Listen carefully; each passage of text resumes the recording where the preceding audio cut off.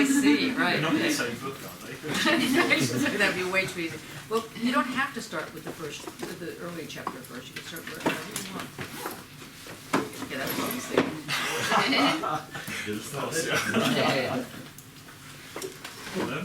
Yeah, I can start. Yeah, go on. Yeah. Someone start. Someone.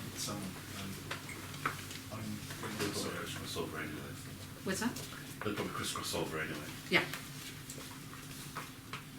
So I'm just going to check.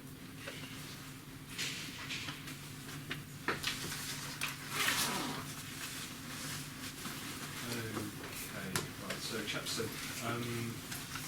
Yeah, I thought Colin and I had spoken. We're going to talk about slightly different things, so I'll do some talking stuff. Have you really spoken together? I'm just kidding. Genuinely. And Simon was going to be in the company, but obviously he's ill. runner. Yes. No, I think it's just interesting how we take these things in different directions as well. So it's that's kind of really what we ended up talking about, the different angles that we're approaching this from, and how you gravitate towards So what? different aspects. So I've got three instances I want to. They're not all necessarily finalised things, but they're all around the same part of this chapter 7, which I won't say straight away what it is that's particularly concerning me. But I'm going to start out with cartography and a map, and thinking about a map through the Baradian apparatus, measuring instruments, these sorts of issues. I could have put a map on the table purely to distract attention. It doesn't matter where the map's on. It doesn't matter what it's on, did you say? Yeah, it doesn't matter where it's on particularly, but I'm putting it there to really underline that it's not the landscape that it was mapped from, but it's its own landscape within the surveying. And so just to go back a little bit, one of the reasons I'm kind of there's a sort of tongue-in-cheek, or there's an interesting quality in the sense that maps are very much about that aerial view, that sort of detached. But when you start to think about how a map is created, that's certainly not the case, and then what a map is used for and how it's used. So there's some interesting things going on in the sort of changes of directions, for want of a better phrase. So there's a landscape. This is mid Wales, hilly, intimate sort of hills, not big mountains. It would have originally been surveyed by triangulation, sort of hilltop to hilltop, that sort of thing. People would have been out there in the landscape with theodolites in all weathers. Technically now, technologically things have progressed. Maps are now produced from aerial surveying. I think there's an accuracy of plus or minus 3 millimetres, I think is the approximate accuracy from satellite and aerial imagery. So all this process leads to a map. An ordnance survey map is really what I'm thinking of. But for me, there's cuts happening all along the way, and decisions being made. This isn't that landscape. This is another landscape, but it helps to navigate through the landscape that it's surveyed from. It's codified. There's been choices have been made to decide what information goes onto the map. And for me, that's about where cuts begin to come into it. And then that process of cutting continues with the use of the map, in how the map is used, how you maybe navigate with a map. Bear in mind that you're now also moving through and within the landscape. So although you're looking at the landscape or an image of it from above, you're using it in a moving through, moving within, and it's a very sort of distilled version of that. So that's one fragment I want to start with. Can I just ask you a quick question about that? Do you think that that is a piece of art? It's taking me back to my first degree. I was asked that. Sorry. No, that's right. Well, I wasn't asked that specifically, actually. I was asked, can maps be art? And I'm not sure I even answered the question then. This isn't art, no. Okay. No. You could get across it. You would get across to nearest you would get is the sort of aesthetic of the visual communication of it. Mhm. Obviously fits within a. There are people that enjoy the visual. I do the visual quality of the map, the physical quality of the map. But no, not. Okay. Yeah, would you call antique maps art? Because my dad collects them, and they're really And so does beautiful. John. No, but surely that it comes back to the question of intention, doesn't it, of what they were? Because you look at very old maps where you do get the heavy drag, literally the heavy drag, although apparently that's only about one map. You get these sort of grey areas of lack of knowledge, but that's not for creative reasons, it's not. You get maps with dragons on them and whatnot. Sorry? Dragons. Yeah, and yeah. There's an artist called Clement Valla, who is a glitch artist, and he's done this series called Postcards from Google Earth, Okay, yeah. and he's, There's a few people doing similar things on it. Yeah. Right? Is that, yeah. Right. yeah, so what he's doing is he's taken the sort of, the data, Shall I pass Yeah, it? yeah. it may go to sleep, so sort of wake it up a bit, and he's taken it as a sort of a flat surface rather than a kind of a representation of a 3D surface. Okay. So, and then because it's a representation of a flat surface, it has the view of it being like almost a piece of paper. Has it gone to sleep? No. Oh. What was it called? Clement Valla. They have people in the shadows. Stuart. Don't Yeah, they, yeah, this yeah. corn. Why can't we go back to the original Greeks understanding of techno as art?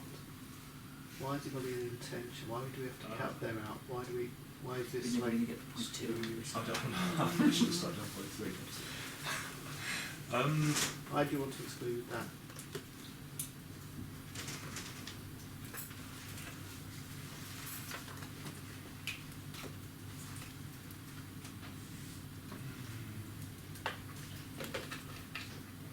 What? Has it gone to sleep? No, I just turned it on.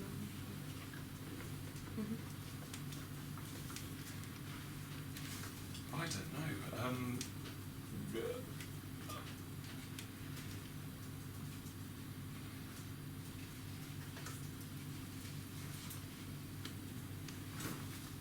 All I can think of is agreeing with you. All right, why don't we put that on the table? Why don't we just table that to come back to the question of, is that piece of art, does it work as art, could it work as art, whatever. And just so, Yeah. because then you can get all your points out and then we can just have a little feast. Can I just talk about, like we were talking about the grey areas on antique maps, there's a map in the Peak District that shows a quarry and it just shows it as white. Yeah, yeah. Which is really, really strange. Yeah, just to most have quarries this are like white. that actually, yeah, Yeah. because obviously it just changes Hmm. Yeah. to But of course you could have some sort of inverse contours. Of course, there They are really things like wanted the to. urinal, No, never mind. you know, I'm just saying, I just was thinking about Duchamp, Yeah. and that was never intended to be a work of art. Mm. Maybe it's really not a work of art. Anyway, then changing imagery. I was trying to. Simon and I have been talking, and then Coral as well, about this document that he's been, well, the RH event, so relative humidity event, and he mentioned the chair with the crack and the new surface, which I won't sort of talk any more about that because I think Simon wants to next week. But I was trying to think about the way that a surface that can be cut and what surfaces within surfaces within surfaces happen. and I was struggling for a material with which to do that, and so I very, Johnny would probably be disappointed that I didn't, but the best thing I could think of was to get a slab of meat to bring in. I would love that. Yeah. I'm disappointed that you didn't bring it in. Well, yeah, exactly, yeah. We have a banana. Yeah. But there were flesh and meat, I think, had the quality that an integrity would be retained. That if you cut into it, if you cut with a scalpel, if you cut into a chunk of flesh, you can then sort of open that pocket and cut within the pocket. I struggle to think of many materials that you could do that with. There's the way that the structure of the meat worked. Because I was thinking, well, I could illustrate it with paper, but you end up not being able to cut into the side of the cut, if that makes sense. And that you end up just cutting the sheet into bits. But what it was is the idea that piece of meat can then potentially open out. The surface area increases, and through the division of it, there's that quality. You get close to Zeno's paradox of the sort of halving and the halving and the halving and the halving. That you could go on with this finite piece of meat. Do you remember the introduction to And that was the vanilla economy? Yeah. Yeah. And that Open so-called body. Yeah. yeah, and that does keep coming back. Yeah. Yeah. Yeah. And the other something like the various sort of offal, I think, has that quality. I forget which bits they use, but if you see any of those cookery programs where they're working with offal, that Well named.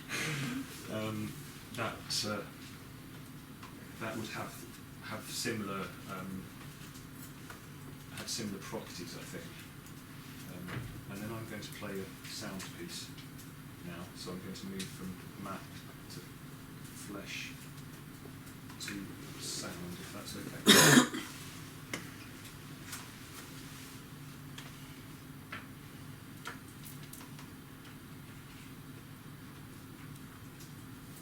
I've got two pieces. I'm going to play the one I'm less pleased with first. They're both about a minute and a half long.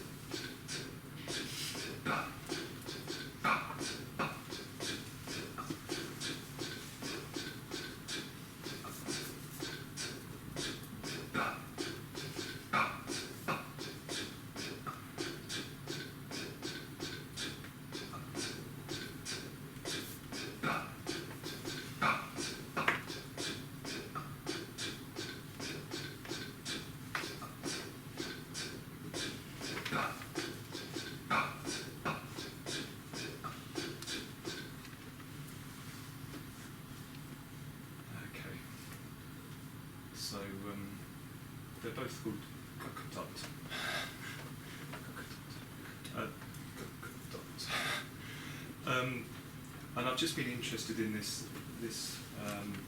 For me, it's a big chapter. That one of the big things that really chimes with my work is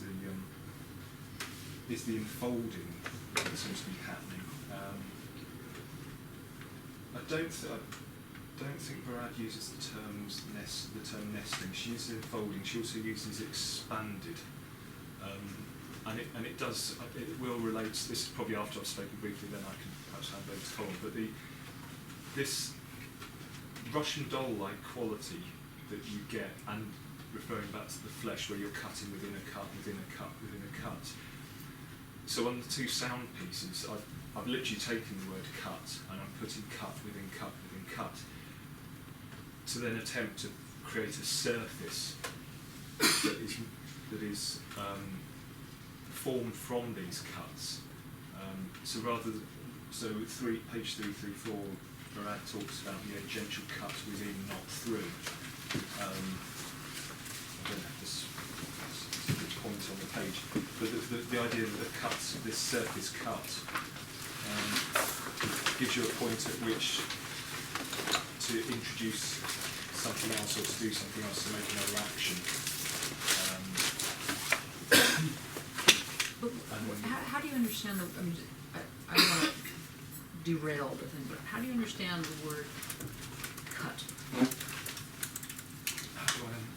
How are you using cut? Because the word cut, which then means cut, Yeah. and then the k is also making a cut. Yeah.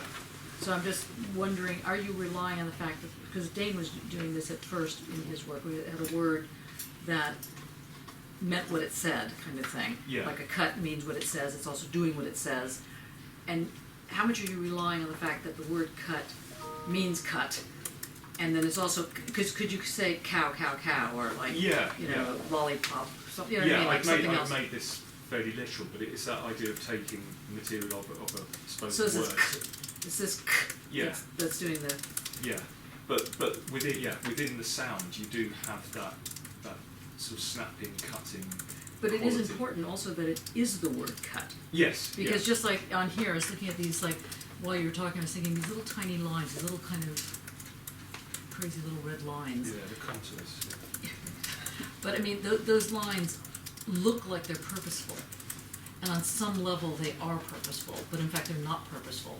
I mean, they're about as relevant as they're as not relevant. You know what I mean? And the same thing, so they are literally what they are, Yeah. but they're not saying anything. And so the word cut is literally what it is, but it's not saying anything. However, what you're doing makes it do something. Yes. And yeah. so it's kind of like a double.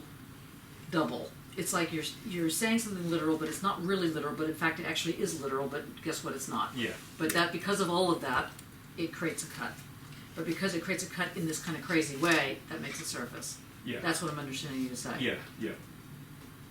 Okay. Is that within the context of this presentation? Because you gave already before making us listen to this, you gave already the key, because you said the cut can then fractally get other cuts in the talking about the surface. flesh. Yeah, with that key, that thing was spoiling my encounter with that, because I was because You were already looking. because it was like I was bothered by the chance that there was an illustration, because of what you said. It's just that if I didn't know, if it was in this context, let's say, that you first have the explanation of where you find inspiration in the book, and then you make the artwork. That was just the syntaxis of it that wasn't working for me. Yeah. Because I was like annoyed by the literal aspect of that, because I had the explanation before. Yeah. So cow would have been better for me. Okay. Yeah.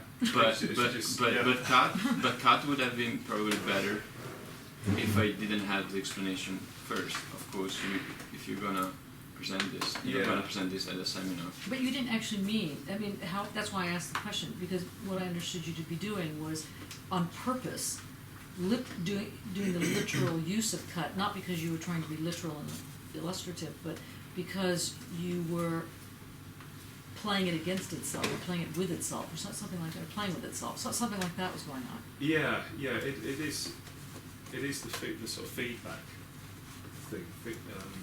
It's like the literalness of the cut also means that it's a fake cut. But because it's a fake cut, it's still cutting. And so you have this kind of... But it is still cutting if you are encountering it. Whereas if you are bothered by the idea, oh, is this an illustration? Then this is creating a distance, and it doesn't work. So it works, it doesn't work, it depends. So are you suggesting then that if something creates an illustration, whenever it does that, Yeah. then it disrupts it as a piece of art? Yes, and I think also. So that's why this for you would not be art? Yeah. Because it already is and illustrated. in fact, Derrida says exactly this when he says that the event is the becoming possible of the impossible. If you have, if you know already what can be possible, if you Where know does he say that? where, in As If You Were Possible. And what book is that?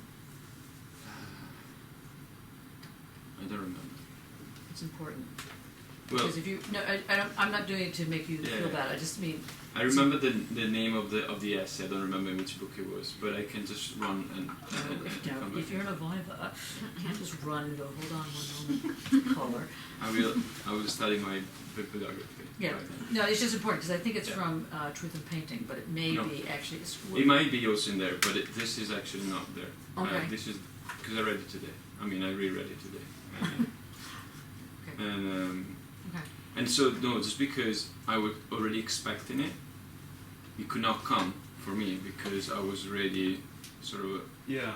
As soon as I heard the term cut, I was already worried. That's the kind of the problem, that you identify the cut, and then you're stuck in kind of the listening to it to the literal meaning. But I was thinking actually that the cut was smart in the sense that because it has those edges of the and that, and then so there was this breath or whispering kind of that went on and created this space, and those eruptions will start to become chaotic or fractal, so the T would come before the C, and those kind of relations were very interesting. So I was agree more to with the that. material. But I agree with you. I agree with that. It's just saying that the introduction, like what you said before, just impeded for me to get it, because I was just worried that there was an illustration coming from the book. Oh, this is really cool. Let's make an artwork illustrating the concept. Well, one thing I'm interested in is that Alberto's immediately assumed I've just played him some art, which I never said that. Sorry? That could have been an illustration. You immediately assumed it was art. Have you not? Is that not what you're saying? Or? Yeah, of course, Yeah. because I always hope that people are presenting art and not illustration. Jakob? I mean, for me it was, I don't know, there's the Matthias Fallback, and there's many other, Matthias Fallback especially, and his writing, the way he writes. Who's this? Matthias Fallback. Oh, Fallback, yeah. He's an artist, kind of political, but he writes some, where he uses text and he literally physically deconstructs. He was in the text. Henry's curation. Yeah, Henry wrote about him quite a lot. Henry wrote something very interesting, which kind of what does happen in your cut. Because there is this, and it's also in regards to Lyotard. I think something about the Lyotard, the recognition moment, because in Lyotard there is a recognition, representation, or recognition. Mm-hmm. That, suddenly it starts to produce traditional logic if recognition happens or representation happens, but then there is this thing that cannot be recognized or represented, and that has some sort of libidinal to it, yeah? That's how I kind of understood it at one point. I'm not exactly sure, because I'm writing about it now as well, and I'm not sure if I'm understanding it in a way that but the fact of is that it's very interesting that when cut, it's something that you recognize. It's a word, it has a meaning, it kind of, you can play with the like what is the meaning of it, and yet through this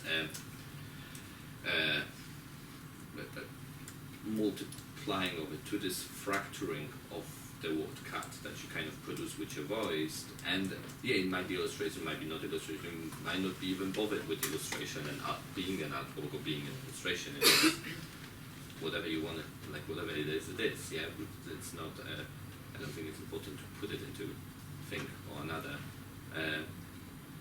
because it's research, and if it's anything else, it's kind of research, but the moment of, you double back, so you yourself double back, because your sanity changes, so you can't read it, you cannot know the cut anymore because of it. You're suddenly unable to recognize the cut. And then it becomes like the crack. It becomes like the listening crack type of thing. So that's what I thought you were getting at. And suddenly becomes like a patterning and like something else. Yeah. And there are different things that hit your ear. There's a different moment. There are different. There's a different time to it. Suddenly, different temporality to it. That is looping, but it's not looping. You know, it's echoing, but it's not echoing as such. And that's those kind of interesting twists, may I say queerings, because there will be a kind of queering, those moments when you're not really sure what you're looking at. Yeah. When you suddenly you cannot trust the sense of seeing. When suddenly there is no seeing anymore, because you just don't, you get the doubling back, which distorts everything. Which that's, I mean, Bataille kind of works on this a little bit when he talks about stuttering. Have you come Yeah. across that at all? Because the But then stutter there's also that has been very stuttering, that would important. be, in logical sense, he does stuttering. Oh yeah, that's true. Yeah, that's true. Talks What's his about, name? when he talks about body work, organs, and then like out, and he talks about stuttering when he goes into grammar and something that there was. I read it months ago. There was something about stuttering, which was the kind of Well, very it's also that kind of gooey sound that was coming out from the saliva or something. It was quite nice. And there is well, Guy gave me that book, the Labelle, yeah, the epistemology. Oh, Brendan LaBelle. Yeah, the epistemology of the mouth. Huh, what do you think of that? Yeah. It's, Coral, were you going to say something about this? What about the cuts? Yeah. So what I'm about to sort of, we haven't quite passed over. I'm using the cut probably slightly differently within the chair, but I think it's interesting, like the cut, how it relates to quantum sort of theory, because it's kind of, I guess what I was thinking about last week was, because what I do is very much invested in kind of things, building on things. I think with the cut, I quite like it with Stuart, sort of what Stuart was talking about, is it's that sort of start again. So it's repetitive, but yet it's kind of, it's always a new surface. The surface, it's not, there's a cut. It's more like, it's almost like a slash in something. It's not, it's a new, each time it's a new surface rather than. But it's, the way you're describing it then, it's a new surface, but one doesn't go anywhere with it. In a certain sense, you can't get out of that, or you can't move, let's say, forward or sideways or some other way. You're just always in the new. Is that I'm hearing you right? So. Yeah, I think in terms of the mechanics, I guess you are always, it's still scientific, so it's still building on it. But I interpreted what was happening there is, each time it is something new. So it's not starting off with something we know. It's just each time there's something new in that quantum. But the thing is that the word cut, to get back to the literality of it, and the literality of the contour, even the maps and this kind of thing, I wanted to just make sure that we're not just putting it aside, because I think that the fact that it's literal is also important. Because it's a code that speaks something. What, I don't know, but it says something, and so it becomes a familiarity, and one relies on that familiarity to do something.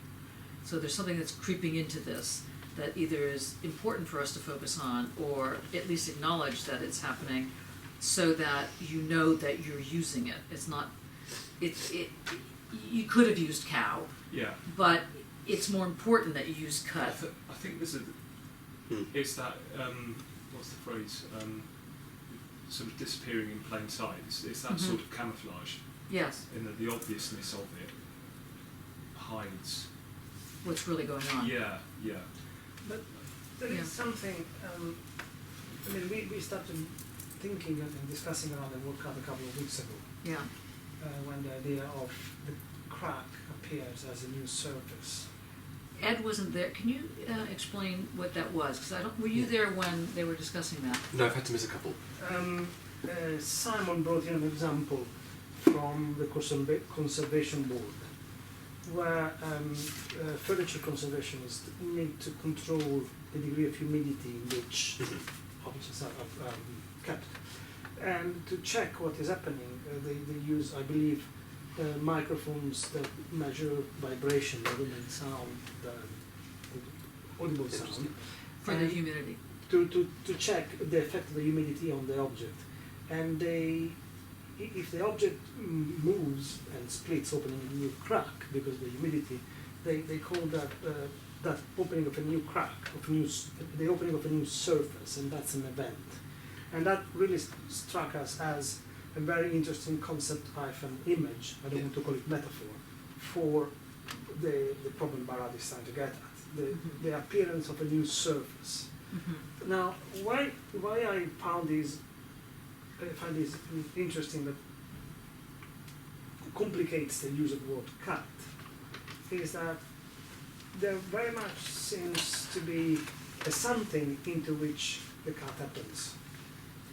And the fractal cutting of the audio sample of Stewart very much reminded me of a 3D fractal structure like a sponge, which has a finite surface, so a finite volume and a nearly infinite surface, because it precipitates inward almost to infinity, depending on the fractal dimension. Augmenting, increasing, but accumulating the cuts. And in my understanding, the accumulation is not what Barad speaks of. And the appearance of a surface is something else. Okay. And it is actually the appearance of a dimension or a set of dimensions, which is quite different than these cutting and then cutting again and cutting into the cut and cutting into the cut and the cut and the cut, going in this spiral, if you like. Can you expand that? Do you know where she says that? Well, no, that to me is the concept Is the of point. is the point of the book. Can you just say that again, just so people have heard that? That what Barad aims at with the interpretation of phenomenon she proposes is that the appearance of a surface is the event or the appearance of a set of dimensions, rather than a cut into something that already exists, even if it is entirely undetermined. This is why the references to Lyotard seem to me going a bit off, because they have too much of unconscious order of language echo in them, which to me is not what she's trying to say. And dimensions in this case, it's very important to also keep in mind that precisely because she moves, the whole quantum problem moves away from the notion of space and time ruled by the three dimensions of Euclidean space, then dimensions must be something that is understood differently than this in depth, width, and height of volume as we understand it. So what are these dimensions? Are the description of the apparatus, the choice of the unit of measure, So can you, so the last piece of that puzzle then, can you connect it back to what Stuart was saying in terms of the way, in terms of the voice and let's say the programming he was using, or the ink and the paper, how they work as an apparatus? I think the term apparatus is key here. Yes. So can you just explain what you mean by, or what you think, or what Barad means by But the apparatus? apparatus is this it becomes more complex a concept through the book, because she starts off with Bohr's apparatus, which is the way to measure the electron. Depending on which apparatus one uses, one measures the momentum or the position. And you really can't measure it because you can't think of the plurality. Because and so on. there are two objects. One is a strictly photographic object that measures light, and the other one is a mechanical object that measures pressure. Mhm. So one is one or the other. But from that on, then it seems to me that the next step is to think that the choice of a unit of measure or the choice of a platform of observation is itself an apparatus. In Heideggerian term, technology is an apparatus. In certain sense, this responds to Mark's question earlier on about the Greek technique. Mhm. So everyone is clear now on the word apparatus. I just want to make sure that you get a sense of apparatus, because it's going to be a word used a lot. I mean, it is very interesting in reference to the map, because the map seen from above, the bird's eye view, that implies totality, which, as Stuart pointed out, one does not experience when using the map through the landscape, but thinks of it in ideal terms. And that's precisely the classic logic and the classic science. While what happens here, one could move through this landscape with, the echo sound, measuring the echo of sounds, or the reflection of colors, or told memories from somebody else, and have a different way of moving through it, because there would be a different pattern laid out.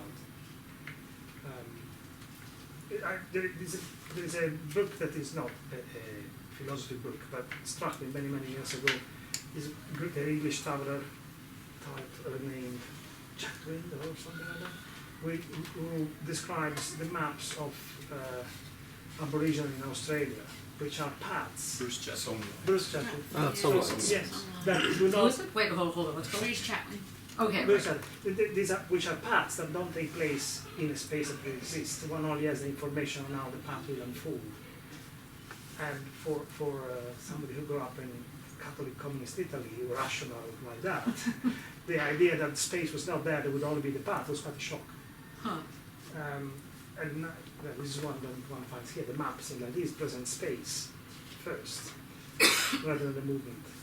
I don't think I got that last point. I'm sorry. No. I didn't mean like. Okay. Yeah, so And then we're going to circle back to you two to make sure everybody's with it. Emily, you're going to be expected to say something related. So I suppose I'm interpreting cut in two sort of interrelated ways, isn't it? There's sort of a cut between, there's a cut in the idea that there's always this sort of two-state system within quantum mechanics. There's a cut there. Then there's also the cut that is the interference of the human.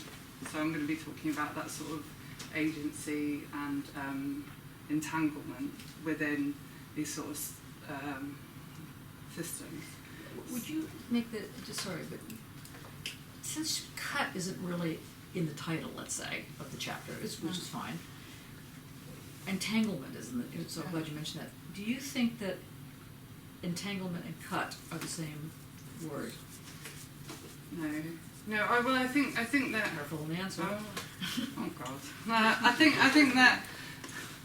think a cut sort of refers to the entanglement in that the cut is putting the entanglement in two states, and the two states being the sort of the system we're working on that we might consider in a way that Einstein would, as it's very much based within maths and science. Mhm. And then there's a human level, or maybe a natural level, or whatever you want to call it, and that's the level of interpretation.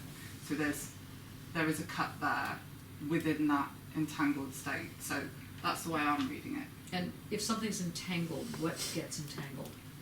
Are there little pieces that get entangled? I mean, what is it visually in your head or wherever? What do you understand as entangled? I guess entangled is, for me, levels of interpreting something. So if you're putting in apparatus, you all become entangled, but they're trying to interpret something that's already in existence. Isn't that just tangled? And then the human is, I suppose, the end of the entanglement. So the That human. sounds like tangled. It gets tangled up. Entangled. I hear that there's a slide between getting things tangled up like in a knot and things that get entangled. Yeah, well, I suppose you can make your entanglement more Messy. complicated than it needs to be, but it's still, it's still an entanglement. I see the entanglement as being between the agency, what you're looking for, and I suppose within a system there's always entanglement because there's something going on. But what is this thing called entanglement? In your work, Alberto, what would entanglement be? First of all, I would say that your question was misleading because you said something like what makes of these things entanglement. So you were already assuming that there were things before the entanglement. So that was a bit Mean. yeah, mean, I think. Yeah. In my work, what is an entanglement is my work when it works. Okay, can you, Acting together. yes, so can you expand on that? So I think the issue. It has something to do with together. I think Is together the same as belonging? No. Good. I think the issue was that you were talking about interpretation, so you were just talking about very complicated, layered interpretation. But that is saying nothing of what Barad says, because Barad says that it's not an epistemological issue, is that we need to make also an ontological jump. It's not that you have a reality that exists there and then you can, in some degrees of perfection, understand through some apparatus. No, actually the apparatus phenomenon entanglement is what creates the dimensions. It's not that it is placed there on those dimensions, it creates the dimensions. It creates time, space, and together. The kind of jump that is required to be done is the construction jump, like going away from the idea that you have identities that pre-exist and you have a reality that you can reach. Does that make sense to you? Or would you Yeah, I think that's my thinking phase. Oh, I sorry. think that seeing entanglement as in terms of, reality and systems of reality and everything is entangled together, and that everything's working together, and there are phenomena happening all the time, and each phenomenon. But you see, that's the thing part, Yeah.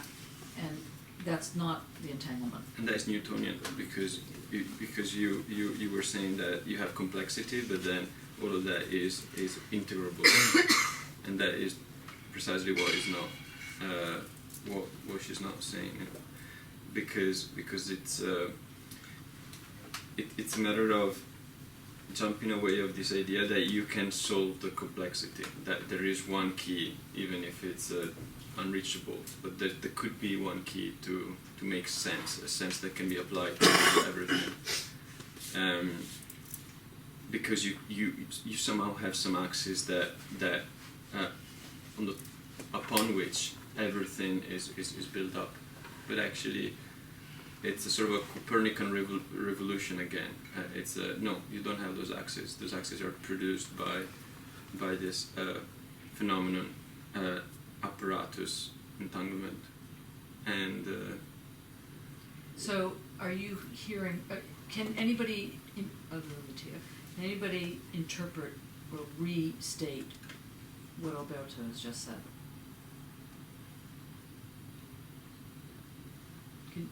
Because what he's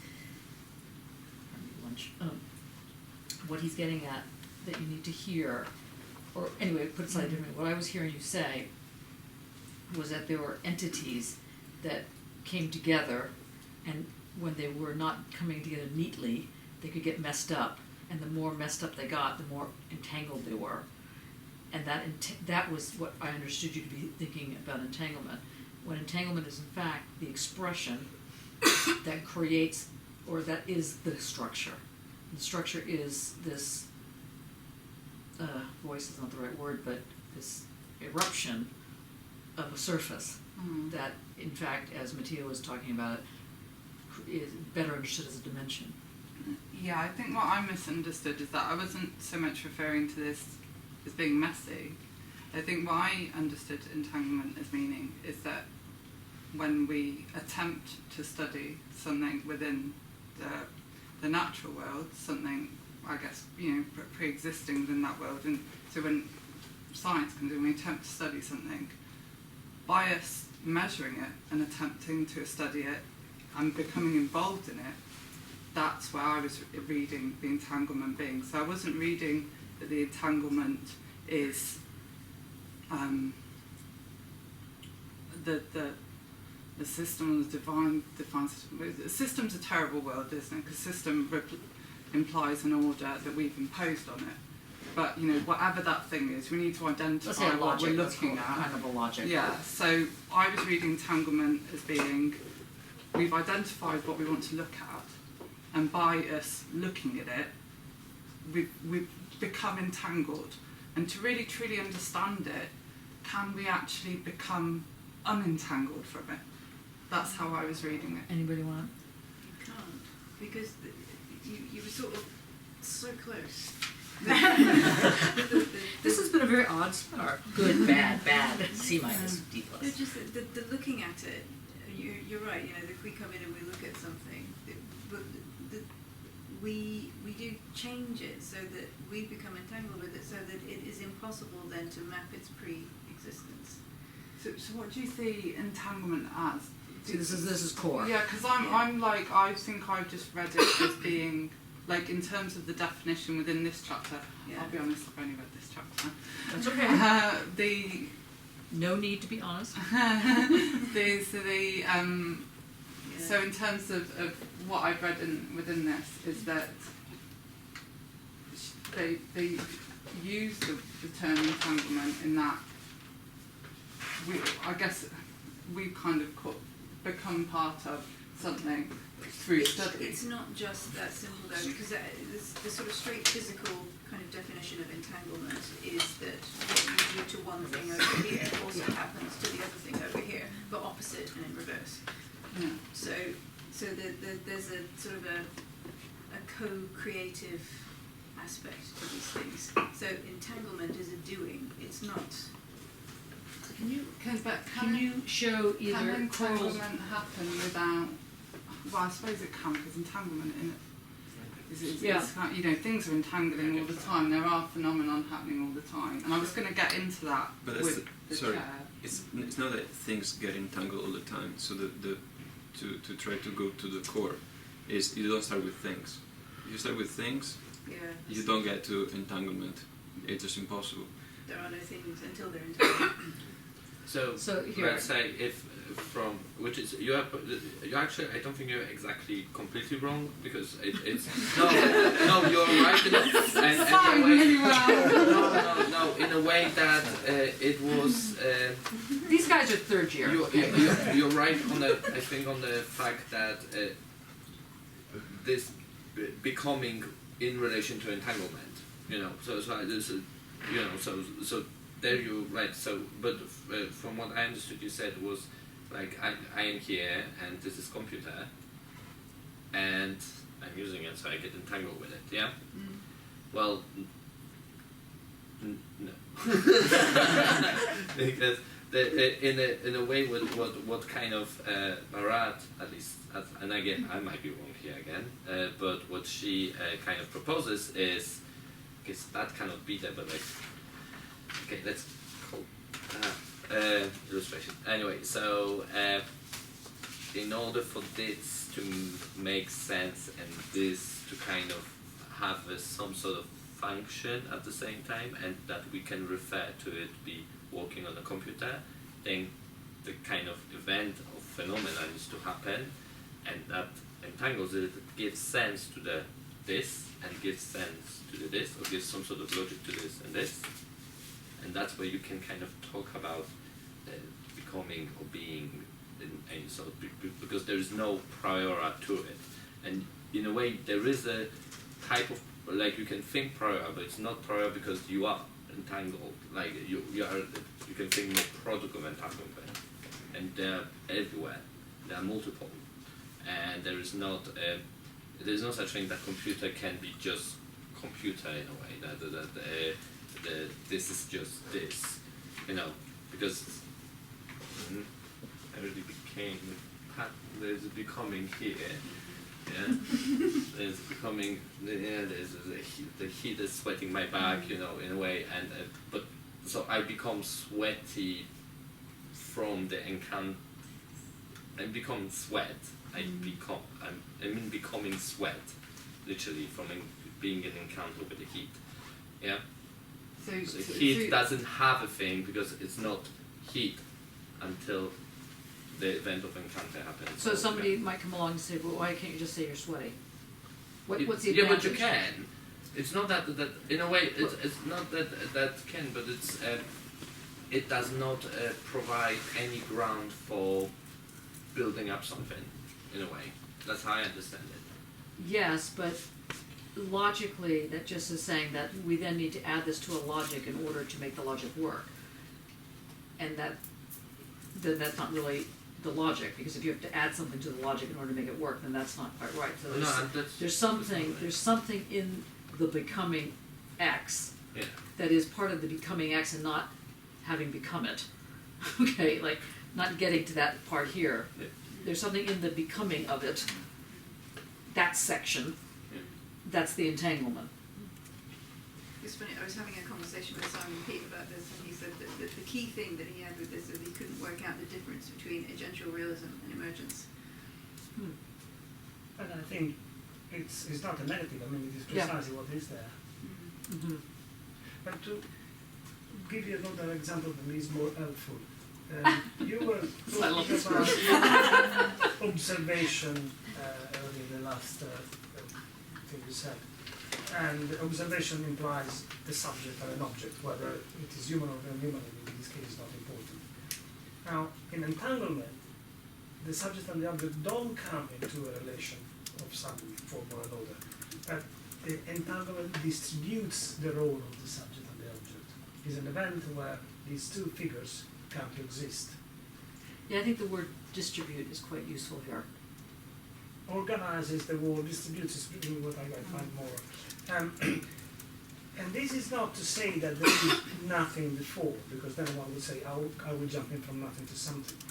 We are here discussing about a regime where sense is possible and a regime where sense doesn't exist. So this is the passage that is marked by the event, the appearing of a surface. So, does that make sense? Yeah, I think so. I think what I've struggled with is I've come into the entanglement from the point of view of the apparatus of measurement. So there's already, so I've just read, so within my notes, an entangled state is made up of two systems in terms of quantum. I'm sure it's much more complicated than that. I think it's less complicated than that, actually. Is it so these sort of eigenstate systems are being two, there's two. But why systems? Why are there two systems?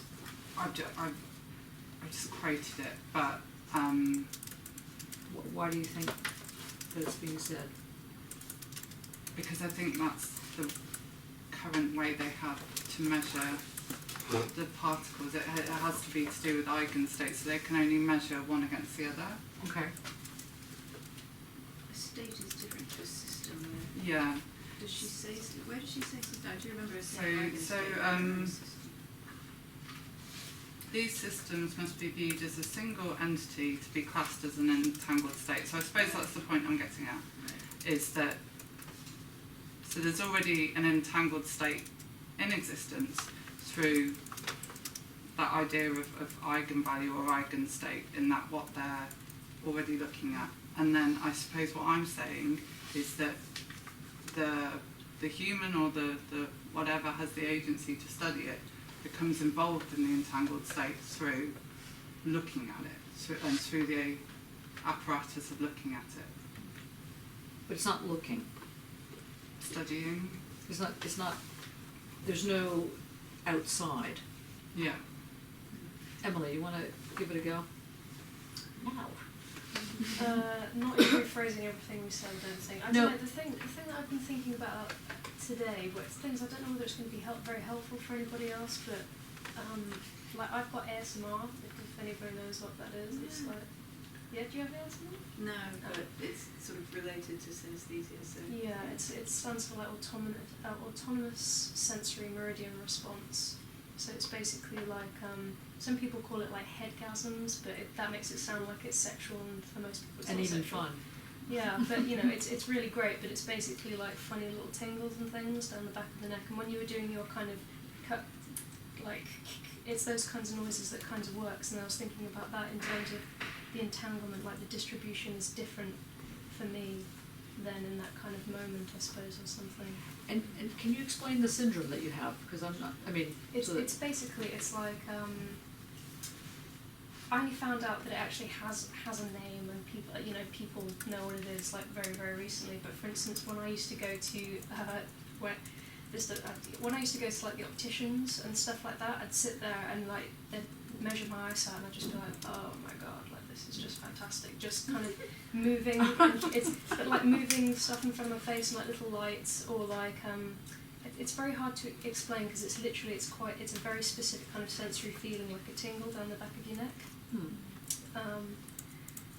But that's basically what it is. But there's a strange YouTube phenomenon of people who make videos for people who have ASMR that help people sleep, because it's a very calming effect and stuff like that. And so can you then, now that we have a bit of a more sense of what this is, explain how that's linked to entanglement? I mean, very much could be. I'm not just saying I'm just trying to get a sense of. I think I'm just trying to think about it in kind of this specific environment of today and kind of how I can relate to it. But I don't know. It just seems like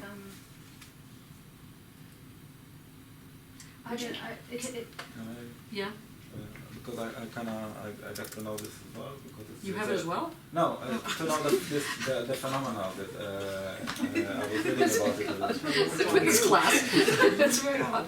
No, but the thing that I think what is interesting to this discussion is one thing that in those YouTubes they use a lot of the main thing is sound, so they produce this kind of very articulate kind of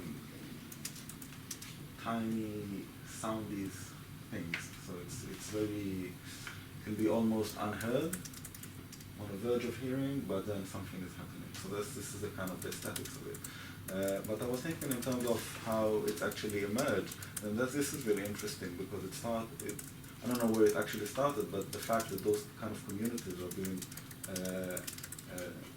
developing around those videos. So those videos, when they have an effect, they create a community in that sense. So people start to understand their condition in relation to the creation of those videos. And that Okay, way now we're getting warmer it to gets the to this kind of entanglement. Okay. the discussion in some way. Closer now. What's this called? This thing?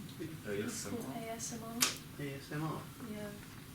It's very odd. There's some very, very strange YouTube videos. There's a guy who's he makes his entire living off it and he gets millions of views, and basically does lots of things like he makes tinfoil hats for himself, and he covers potatoes with tinfoil and taps on them and puts speakers in them and just makes odd little kind of sounds. And it really does it just makes you really happy. Okay. But yeah, We have an alternative career path happening. Yeah, it's it's Wow. hard because obviously it's not really helpful. But what about your tableau vivant? Would you say that involves entanglement, not as an illustration, but as a way I of? don't know, because I don't know. I feel like my head's muddy today, but I feel like all this talk of illustration, I feel like that's not. I don't know whether I'm going to be able to. I don't think I could explain it today because I feel like I'm just going to be falling into this whole illustration trap. Be careful with the illustration fear, because theory should not, illustrate. But on the other hand, it is a tool. It is a tool to enable one to inhabit what one's doing as opposed to describe it. I mean, I didn't necessarily think that this was an illustration of the work. I thought that what you were doing, I don't know if it was artwork or not artwork, I didn't think of it like that, but what it did was enabled me to think about the literality of the word cut with it being mixed up, and the mix-up created this crack, and the crack was the surface, et cetera, et cetera. So that's what and that it kept doing a kind of bad pun on itself. It was punning. It was saying cut, but it was actually surface. But it wasn't surface, actually, because it really was cut, but then it really wasn't cut, and it kept doing this the whole time. I mean, I found it slightly annoying, but that's different. Annoying not because I wanted to like or dislike it, but I think the annoyance comes into it because it's like that kind of thing going on. You want to say anything about that? Yeah, no, I want to try to give another example of something in which probably this idea of entanglement is kind of makes sense, might be useful, maybe, I don't know. What was the movement? No, I'm just okay, good. Thought, like consciousness. Okay. If we start thinking in terms of pre-existing things and like me and the computer, this because I think the problem with your example was that it's easy to see you and see the computer. Like it's not that it cannot be explained in terms of entanglement, but it's just maybe difficult not to. The thingness of them makes it difficult to see. Yeah. Whereas if we think about the thought, like verbalization in our heads, that already disrupts the idea of identity of ourselves. Meaning that if you do want to keep with that, you get into this classic paradoxes of infinite homunculus, like there's a consciousness of a consciousness of a consciousness, and any of those things. Like, not to say the entanglement only works for describing consciousness and the inside of the head, because that is already a limitation, and it's already it's not what I wanted to say. It's just maybe if we think about thought, maybe it's easier to grasp what an entanglement is, because the words, you haven't invented them, at the same time are sort of bricks to create something that is yours, but then there's the intentionality involved in there. Like, there's no really way to separate your consciousness into elements that exist independently to each other. Like, that system is really naturally an entanglement. I don't know. Yeah, I'm not so much saying that. Well, I probably shouldn't just I should just agree, but no, I think that feistiness is very important. I'm not so much sort of saying that. I think that to say everything exists in entanglement, I think is completely correct, and I don't want to say in a way obvious, but that's sort of we're saying that's existence, and we are obviously part of that, and we're part of an ecosystem, and we're part of me using this computer and this computer's using me, and there's a relationship that goes both ways.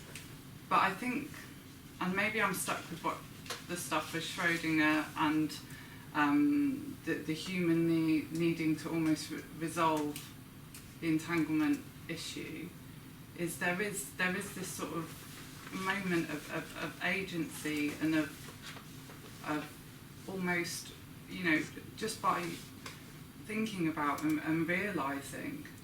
So, and I think that just comes into everything. Dane? Shall we open the book? Yes. What page? Page 348. About halfway down the first paragraph.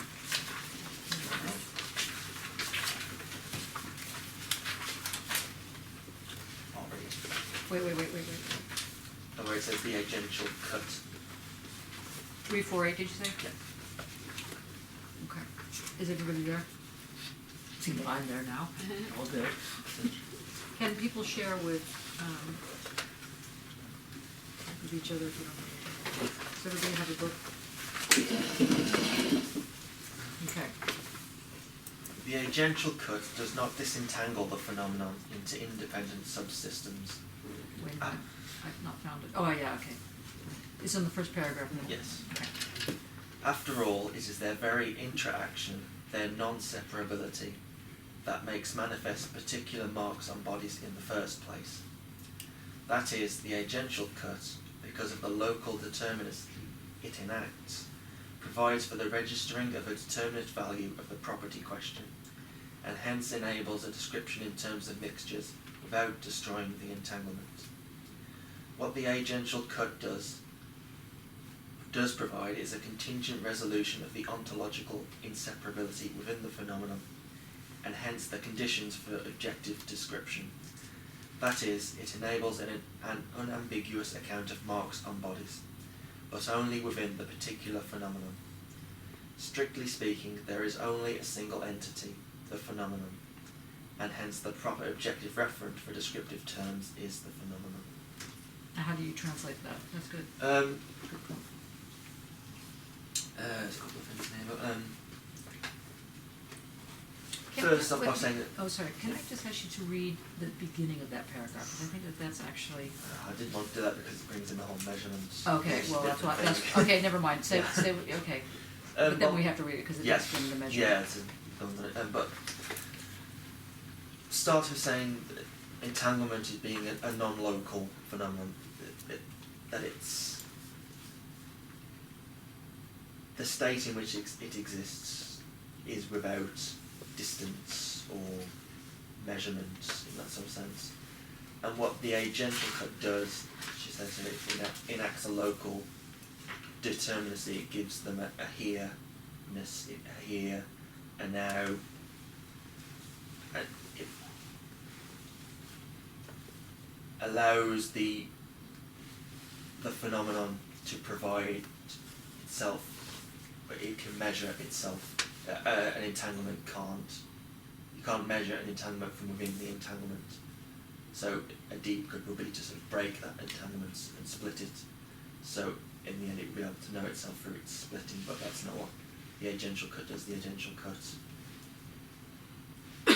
allows these marks on bodies to make manifest in the particular elements of the phenomenon, and that allows a measurement which is, she said, unambiguous. It provides an objectivity or a foundation to repeat the experiment. Again, not without leaving the phenomenon or enacting a deeper cut I'll repeat what I did in the MA lecture last week then. A here, so in order to get at a here can be anywhere, a now can be anywhen. So in order to Anywhen, that's great. That's good. So in order to get at the here, you make a deep cut and you go through the whole process of through history of knowing, and eventually you come back to the here. You reunify what you originally cut, but As the dialectic yeah. process, yeah. And in this case, it's not the case because the agential cut doesn't. Well, it enacts a locality, brings a locality to the non-localness of the entanglement.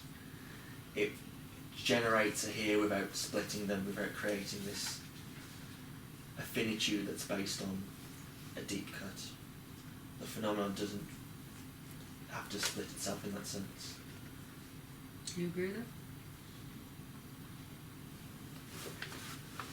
Sort of lost track because you sped up and thought in a different direction. I mean, I think it's a very important point, so that's why I'm. Yes, I'm just listening to it. Yes, in the sense that there is a making place that takes place with the phenomenon or with the cut. With the agential cut. Yes, which is very different than taking place on a space that already exists. Does that make sense? That sentence, does that make sense to you? Say it again. We're going to go phrase by phrase. There is a making place in the phenomenon, in the agential cut, that is very different from taking place in a space that already exists. Right. So a new space emerges. from the making. It is the making. It is the It making. making. There is a- So when there's sort of, I guess so when there's there's an agency involved that creates a new cut, a new space. Is that? I feel like I'm the only one who hasn't read the book or something. No, Do you know what I mean? no, It's really no, horrendous. it's not true. Not entirely. Well, the agency is not separated from what happens. There is a very strong creative character in this phenomenon that becomes the only proper objective reference for descriptive terms that Barad says. The agency is not external to the object observed, but by the very act of observation is a choice that defines the world in certain terms. You could decide to engage in different terms. So that becomes a platform which makes the world visible in front of a machine or individual or whatever that has an eye that sees. So then the visual becomes first, and then might even lead to the realization of a map, or one can imagine that there is an absolute eye that sees everything. So these, to use the expression I used earlier, distributes the world according to certain dimensions. But if instead of seeing or observing you start from a different practice, then the world produced would be potentially different. So the phenomenon, what appears as from the technique, especially the technology that one is using, is genetic, it's creative, it makes the place. When I say place, it's because it is already characterized by dimension, histories, expectations, possibilities, patterns. It's not a portion of something. It is a thing in itself, which is not a whole in itself, but it's not a portion of the whole either. There is an incommensurability between one phenomenon and another if the technology is really different. It's sort of, oh no, I don't want to. There's sort of almost the creation of another dimension. Yes. Yeah. Thank God someone said it. I just want to make a parenthesis here. I'm not sure, and it's not because you feel like you're the only one who hasn't read it. I think it's partly because your entry into the entire environment has not included Heidegger. Mhm. That's my guess, Yeah. right?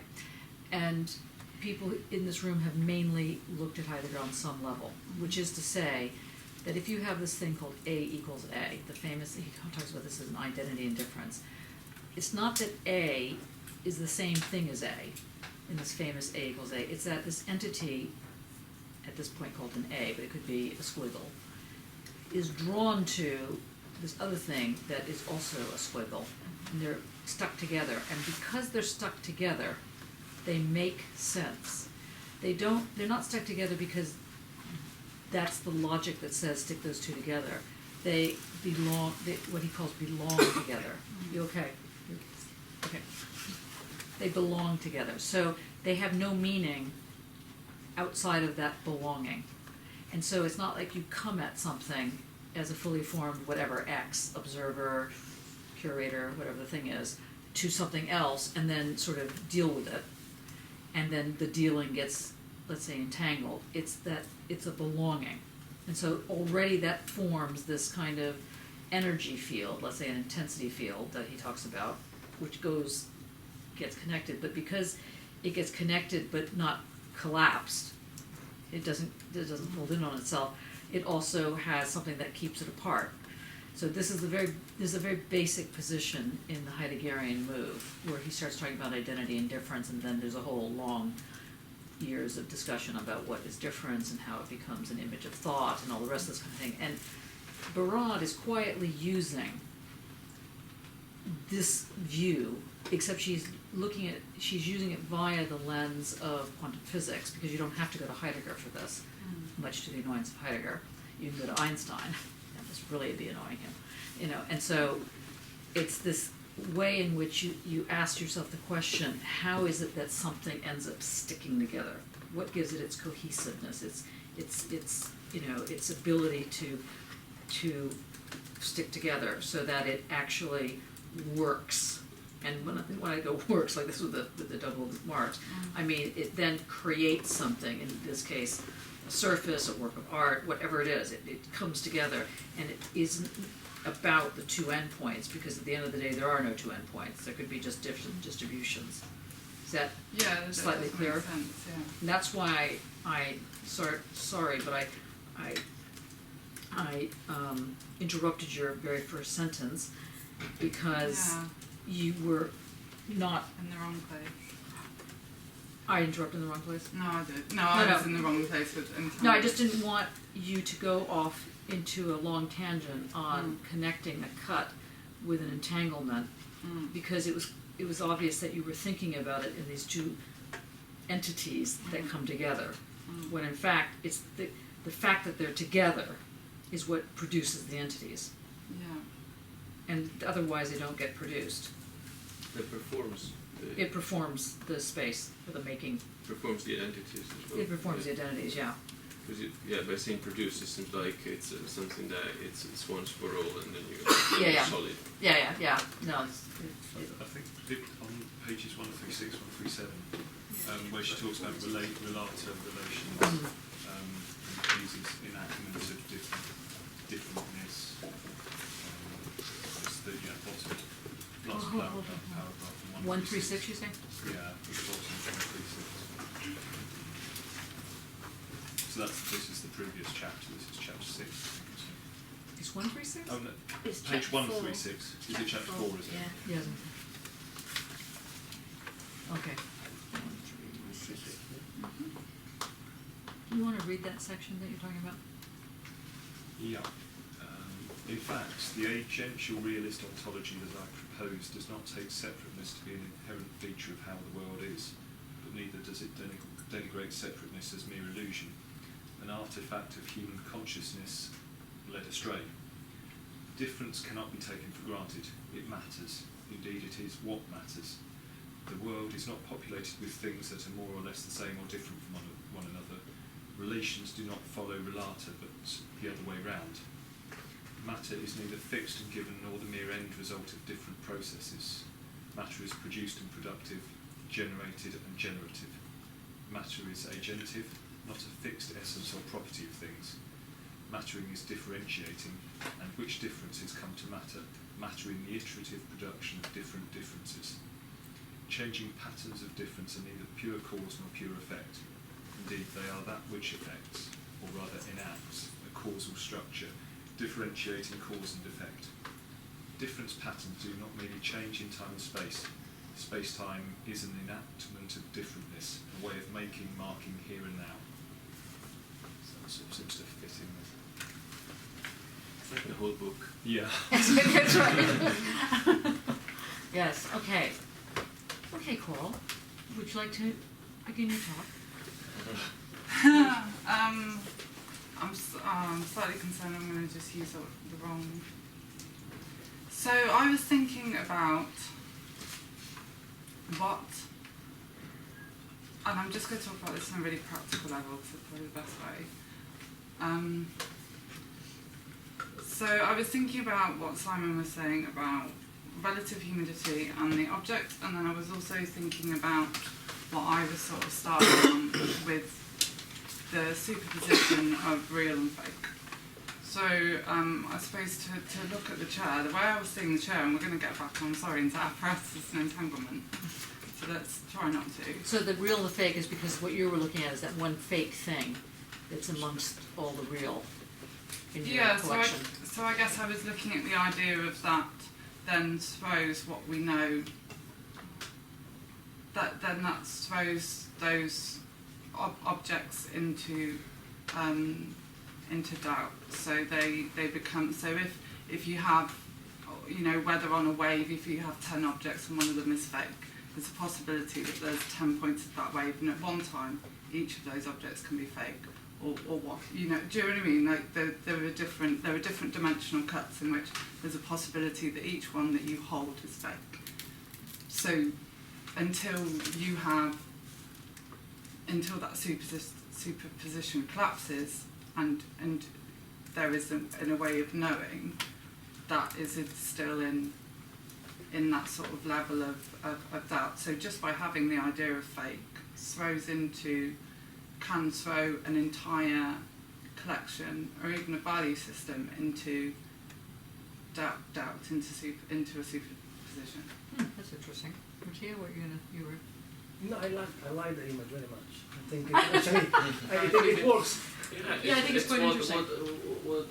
What the cut was. Well, I was talking about the unrecognizability. It's exactly that. Suddenly it multiplies. It changes something and it becomes something else, which is multidimensional. I mean, what's interesting about the way you're posing that is that you're posing these two entities being in the same space at the same time, as it were. One of them is called fake, and the other one's called real. Yeah. And so that in itself is a challenge. Usually it's like two neutrons, or she's talking about it in two different ways. So the idea that a fake and a real can be in the same space at the same time, thus the fake is throwing the real into question, or the other way around, is what you're talking about as superpositionality, which is a very unusual use of that term. However, I think it can work. You know, but you need to know that that's not the usual way. Yeah, so I was kind of seeing it in that, you know, an object can have, if you're looking at stuff within it, can have two different states. That's just an example of fake and real. And then I was thinking about the cupboard in which they sit and the way that the storage works in that.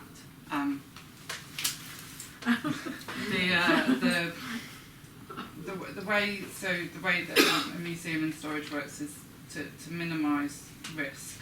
You don't touch something unless it's absolutely necessary. So by me even looking at this, if I was, you know, I'm sure we're all naughty and we lift them all up. I would never do that. But from a professional point of view, for the point of view of collapsing that superposition, I'm actually going to choose not to do it. I just know that one of them is fake, because to lift each one and essentially put each one individually in risk. So this is a system currently without interference. Because I was just sort of thinking about... But isn't it true, sorry to interrupt you on this one, but isn't it true if you're really talking about, if one were talking about superpositionality in the, let's say, non-artistic use of the term, but in the actual physics use of the term, you can't interfere with it anyway, because it's not about being able to interfere with, I mean, I guess you could in some sort of neutronic. I was seeing it as the point at which there is an interference in that we begin to test. That's the point at which the superposition might collapse, because we might discover which one is fake, and at that point... Anybody want to make an intersection on this? Intervention on this? Well, I've got an example that fits Okay. quite well with that, which is this picture. Is who's real and who is the fake. So this guy in Japan has created a doppelganger, which is a robot, and it looks very like him. So that sort of idea of, also I was looking at it in terms Can you of, pass it around? yeah, sure, boundaries, and the fact that Barad talks about, you know, there being no boundaries, and in terms of Merleau-Ponty's sort of body auxiliary, which is on page 157.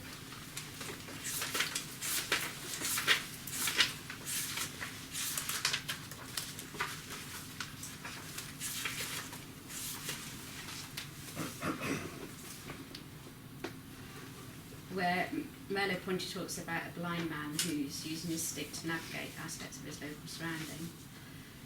The blind man's stick has ceased to be an object for him and is no longer perceived for itself. Its point has become an area of sensitivity, extending the scope and active radius of touch and providing a parallel to sight. In the exploration of things, the length of the stick does not enter expressly as a middle term, To get used to a hat, a car or a stick is to be transported into them, or conversely, to incorporate them into the bulk of our own body. Habit expresses our power of dilating our being in the world or changing our existence by appropriating fresh instruments. So how do you connect that?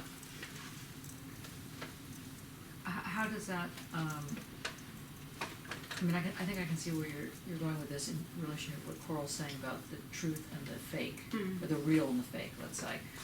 So can you just take that one little more step so you can talk about what this means when the stick is no longer a stick in and of itself, but in for itself? Well, she goes on to talk about Stephen Hawking's and how there's no sort of differentiation between himself and his wheelchair, like where does he end and the wheelchair begin, because they're sort of merged into each other.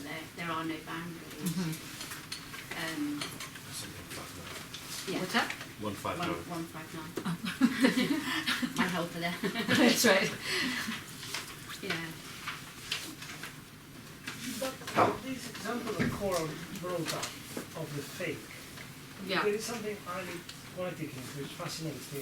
I don't know if it takes us in the same direction we are seeking here, but nevertheless, is there the chance that by the possibility of having one fake object in a collection of, say, 100 that are supposed to be real, the identity value and the value per se of all the objects is decreased, precisely because it could be one that is fake, and you don't know which one it is, so each one could be fake. Yeah, I think the fact that a fake can exist pulls the whole thing into question anyway. So, because it's interesting because I've spoke to a few people now about where did this thing come from? You know, was it collected as a fake or was it discovered as a fake? You know, we don't know because fakes can hold value in themselves. But the fact that I throw in that this might be fake, might, in terms of value, might want you less to, I guess, choose to in financial terms, but in investing, so because it just sort of throws it. I think it throws everything into doubt. But may I just, I mean, for example, John, you're working on archives. Yeah. And in a certain sense, everything that goes into the archive is real. And there's not a fake object in the archive, is there? I mean, you wouldn't think about it that way. No. Right? You'd think we're collecting things from, I don't know, black gay men's life, and so whatever that is what it is, and it goes in. At some point, those objects were like that, but now they become authenticized, and then there's a fake that's introduced. I think within archive, things are very much pointed at when they were written and who they were written by. Whereas in objects, something could be fake, but that fake could be 100 years old, it could be 200 years old, it might hold its historical value in itself. Whereas in an archive, you could still have a fake, in that you have a fake story or a fake article or a fake passport. But the way in which it would be archived would be taken in within a chronology of its own. So everything in archive comes in and it is stored as it comes in. You don't separate the documents off, which is very much different from the museum. The museum becomes stuff in terms of object. If you gave me that and I put it in the archive, I would conserve it, so I might remove this, but essentially that would go into the box, because the order in which you've given me is... Sorry, what is it that you're pointing to? Oh, sorry. Stack of things. Oh, the So whole if you pile. give me a stack of things... Oh, I see, okay, right. Yeah, so in a the museum we would authentic, go, what's on this the is a table. work on paper, this is a book, this is maybe some kind of natural history, and everything would separate. In an archive, it would be stored like that, because that is what is quite different. So there might be fake within it, but it comes in and it's still got the value of the other stuff that it's with and that chronology. Whereas as a museum, the idea of the fake object is that, I guess it is, I've just got stuck. It is sort of, you know, that fake might have all kinds of value. It might have been faked 50 years after. It might be an old fake. It might be faked by an amazing artist. But in terms of the place where it's stored, within that list of objects, it's fake. But then again, okay, so here, just to push you a little bit further on this, because God knows you haven't been pushed enough in the summer. Just kidding. If a map is made with dragons and, you know, flat Earth, so you know that's a fake representation of what it's supposed to be, but in fact it's a real representation, or it's a real entity of what was made at a certain time. So in a sense, it's actually less fake than it is real. It's more real than it is fake, because even though the content of it is wrong or fake or inauthentic or just completely ridiculous, it's still real. Yeah. On the other hand, in an archive, people can make up stories, but that still makes that's not fake. Just like in a certain sense, the map isn't fake, because that's what people have as part of making the culture. So, for example, let's say you took that entire stack and you said, this is an archive from the blue table of the PhD research methods seminar. It's not fake. You might end up adding, you know, I don't know, a ball of string that wasn't exactly the same string, but a string that It's a necklace. that is now turned into a necklace. Yeah, I think. So at some point it becomes, at some point the collection, something happens, it gets separated somehow so that it becomes authentic. Yeah, I suppose in terms of archive and maps, yeah, that is the same thing. So that fake passport or fake story within that archive box has meaning by the collection around it, and so too does, you know, any map has a certain amount of fakery on it. Even Google Maps do, you know, they all do. Especially Google And also they have political and social connotations. A map is a highly complicated object in itself. But in terms of this cabinet, if I had a stack of OS maps and I put that in and I say that's a map, in terms of a map drawer, that's not fake because it's a map. In terms of a stack of OS maps, it's fake because I've just tried to fake it. So I guess is that too oversimplified? No, but then it gets back to the question of how are you seeing that as superpositionality? Because that's what is both very, it's quite original on your part, and it could be, in fact, quite an interesting way of appropriating the Barad move. But I just want to make sure that it is. That's why I want you to. I'm on the precipice.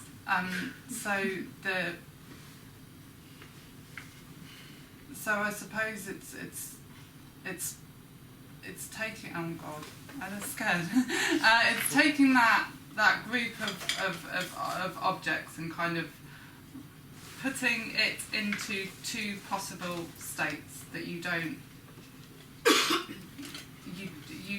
There's two. I've put two clear.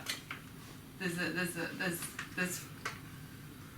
I'm defining these objects as two different things, real and fake.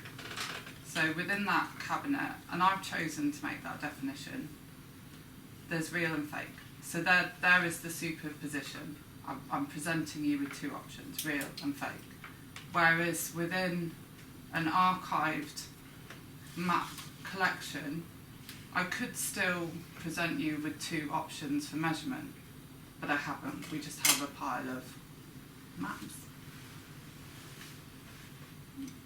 Not quite yet, getting warmer. For example, about 1,000 years ago, I was involved in a lot of stuff with the leather community and stuff like this, and about 3 or 4 months ago I got an email from people. They wanted my leather trousers that for their archive. And bizarrely, I still have them because I can still wear them. Anyway, and so I said to them, well, you don't need, here's the brand, just go out to a store and buy them. And they're like, no, we want the ones you wore. I was like, well, that's a little creepy, you know, so no. You can just, you know, here, I can send you a photo and you can just go off and find them. No. Well, this went on for months. At one point I thought they were like, you know, hoax. It turned out they weren't a hoax. There was an archive. They were trying, and they wanted the real trousers.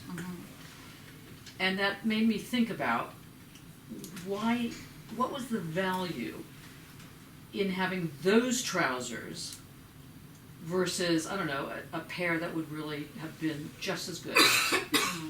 Would you have given them if they were that there was a museum rather than an archive?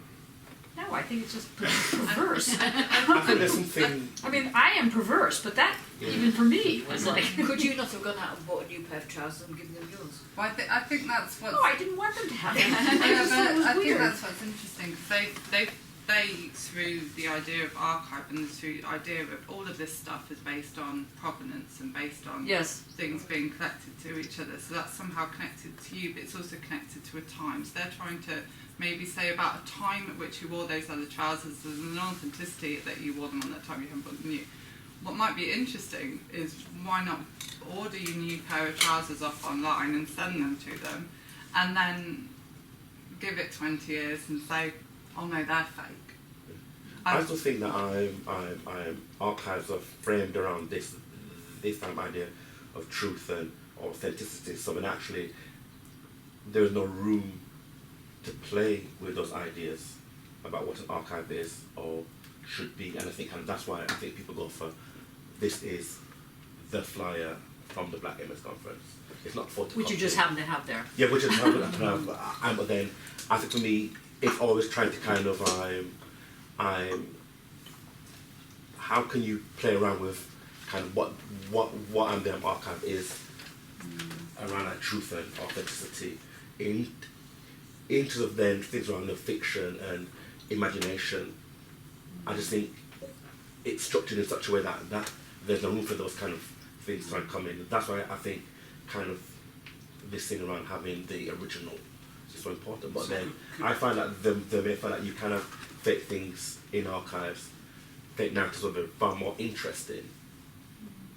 Yeah, I think that for me archives is split into there's a big archive and then there's the archive, the box, and that's attempting a snapshot, a moment. So I don't think there is. I suppose you could try and infiltrate an archive. No, but I still think that I'm even when things are put in boxes, it still comes down to who puts those things in boxes, how it's ordered and structured, and then the narrative that then comes with those boxes. But that's what I mean. So if you take it down from its big level to its smaller level, its smallest level, that's still a snapshot. It's still a moment in time, and they're trying to preserve that like that. And there's a reason why it is preserved in that manner. Yeah. And it will, and it is the core principle of archiving. Is to keep it in that the absolute essential. This is where I was 16. I started working in an archive. This is you know, and it is, and that is, and it is not to separate and not to change, and everything's numbered, and that is something that is slightly different. That's why I think then sometimes there could be then a tension between the archivist and the artist, or artists who then work with archives, because then actually they want to play around with those core principles and ideas probably more so. Can I say something about, is there something to do with meaning in the archive or the collection of objects have a kind of a meaning, and so an object then that is fake in a way throws out that meaning, it glitches it in a way, it disrupts the meaning of that collection, and so that's why it's a problem, it sticks in people's throats. But do you know for a fact that there is a fake object, or are you being mischievous? Are you saying? No, it's definitely there. You want the museum to lose a lot of money. There's the most interesting thing I think about museums is what is fake and what is missing, and why it's missing, and what they don't want to tell you. Or silence. But I think that in terms of like what you were saying with meaning, that's interesting is that while it's in this sort of almost, it goes into a stasis, it goes into a cupboard. It is, you know, at this point at which it's sitting in this cage, it's sitting in stasis, and at this point it is it's viewed as a list of objects, identifiers and materials that need to be kept in stasis. When we then approach and we look and we bring meaning, so and then there's because the superposition is of our making. It's the idea of real and fake. They are all made of the same material. They are all of the same form. They're all similar colours. But it's that phrase, superposition is of our own making, is the kind of like, you know, it's like there's a bird that should come down and go, no. Yeah. Because it's not that one makes the superposition happen. Do we give word to it? I'm wondering whether the problem of it is that the cupboard door's open. What? And Oh, the cupboard door's the open. cupboard door is open on the on the picture. Yeah. Well, that we're being misled by our vision. I wonder whether there's a problem there with that's why. But if we just go to that idea of we give it superposition, if we haven't looked at it and we haven't looked at the database and it's just sitting there in the box with the cupboard door closed, then there is no real and fake. Or is there? Is there a superposition? Let us not get into if the tree fell. Did it really fall? Yes. What I find very interesting, I'm not sure completely if that's the superposition or not, because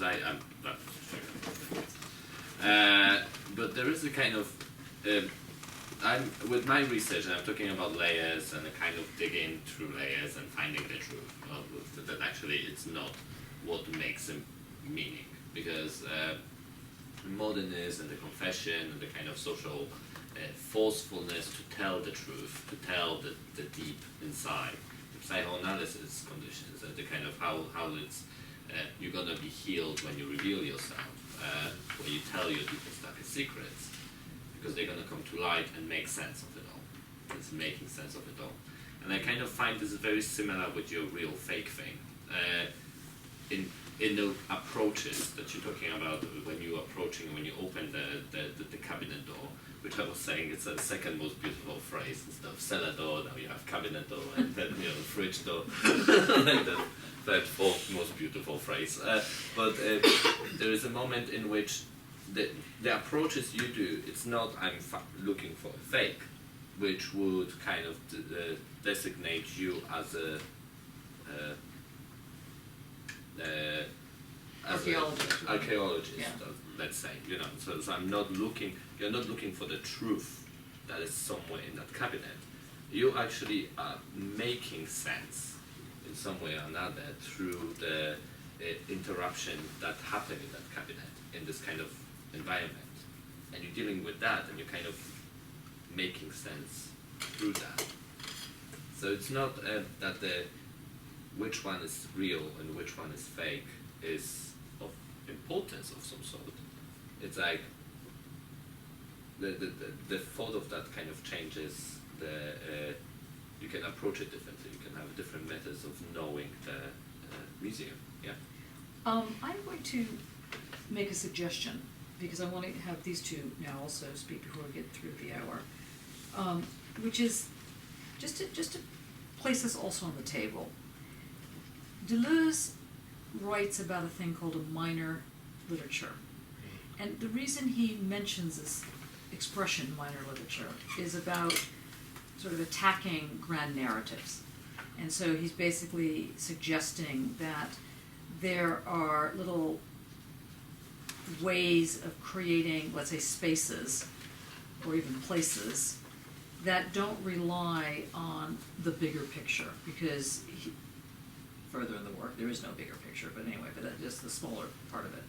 And this so-called minor form of literature, or minor form of making sense, doesn't have an anti in its name. So it's not, and this is where I think it falls into the sort of the gay archive thing that you're talking about. It's not against being straight or against being, although one actually thinks at the end of the day, with gay, lesbian, transgendered, intersex, bisexual, whatever else we've got left, the only thing that's not on that list is heterosexual.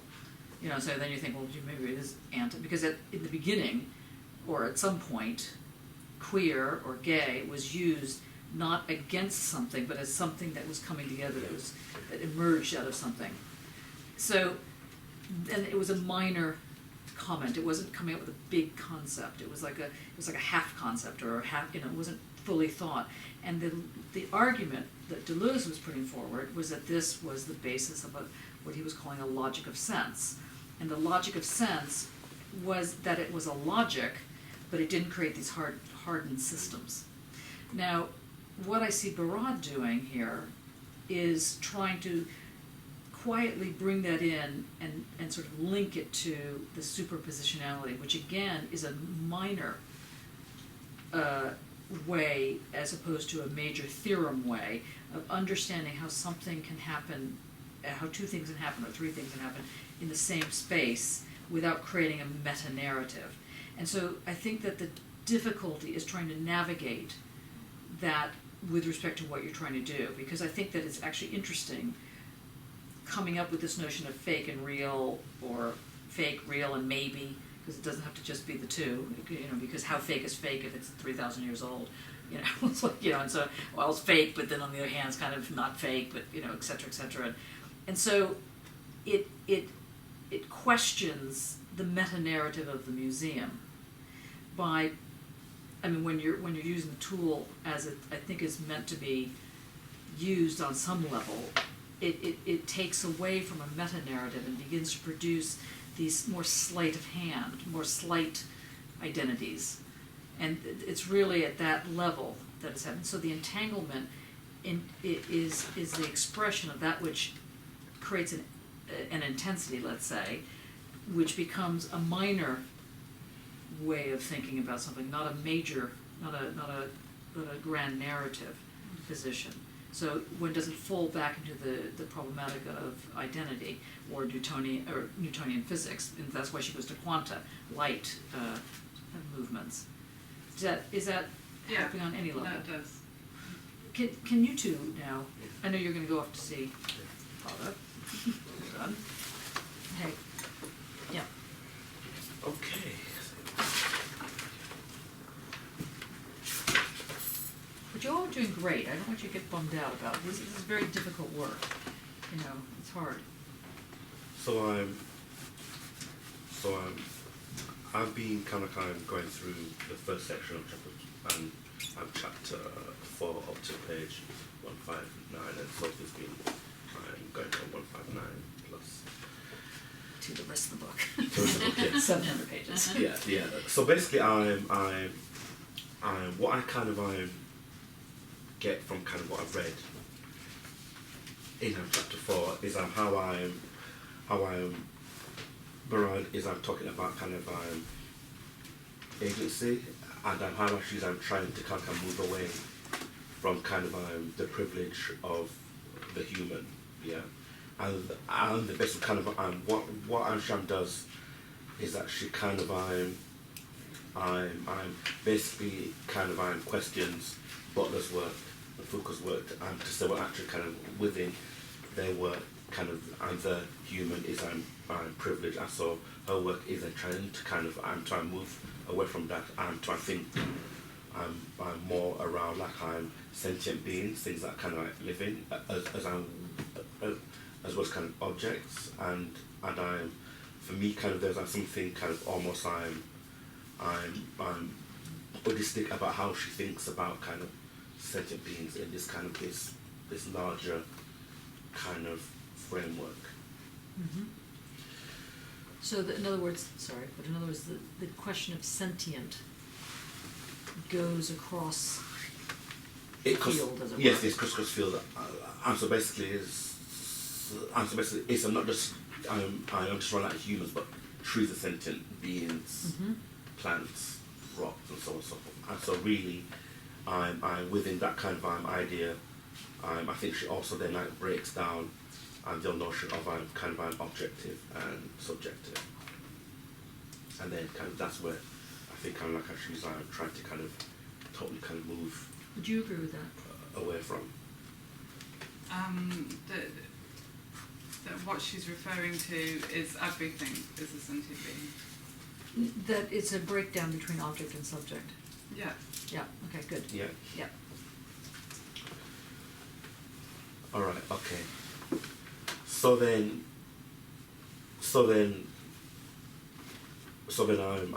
I brought kind of a flyer. I'm basically it's a photocopy of a flyer that is kind of illustrating an event that happened in 1987, and I'm thinking then about kind of this kind of object position, and then trying to think about then kind of in terms of the kind of the archivist and the item, where does the kind of the archivist into agency and then the item into kind of ends and begins, but then there's no kind of starting or end point neither. And then basically in terms of then the kind of the object, then in terms of the object, let's say then it's a flyer or a book or an object from around cabinet that also exists within its own kind of time and space as well, and then there's kind of other things coming into play around history, the history of the making of those objects, a history when the object was made, and so on and so forth. So basically, I think kind of I think for me kind of that's the space. I think that kind of when I think about archival objects and the archivist, someone is trying to like break down these two kind of separate quote unquote positions. Can you show the paper? Yeah. So basically, yeah. So basically, yeah, to grab that. That's right. So basically, I'm the quote unquote original. Is this one here? That's the quote unquote original flyer, and then this is a copy of the original flyer, which is because the flyer was a copy. Yeah, the flyer was a copy. Yeah, and the flyer is like A5 color, and it kind of sits in the archive. Oh yeah. As well, and so basically, we have a copy of a copy of a copy of a copy of a copy. And so really, then it's about how they did then break down those kind of positions. Yeah, I'm not sure, and that's my thinking around kind and of. How does it break it down? I'm not quite like, sure. what's the difference between that? I mean, other than the fact that that's a copy and it was made yesterday, and that one is color, and that's black and white, and that's what is that about? What does it help? How does that help you? Or in what way is it linked to this chapter? And I think for me kind of it links to the chapter in a sense kind of what I get a sense of like what she's talking about is kind of the kind of the materiality is the thing that she's talking about, and then basically and then she talks about this like post-humanist kind of moment. so let's circle back to the word materiality. Yeah. What is that? For me, the materiality is not just objects, but I think things connected to or within the object. So close. What is this? Why do we worry about materiality at all? Why can't it just be speculation? What's with material?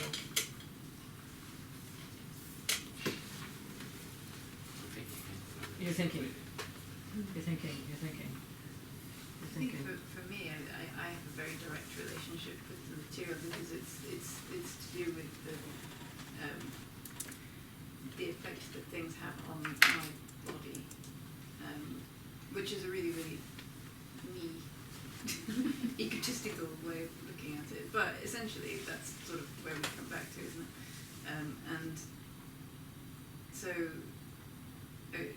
the reason that materiality is important for me is because of that ability that I have to ignore my own materiality and sort of transcend it and be out of it, but then also to have every single fibre of my being firing and feel it in complete overwhelm.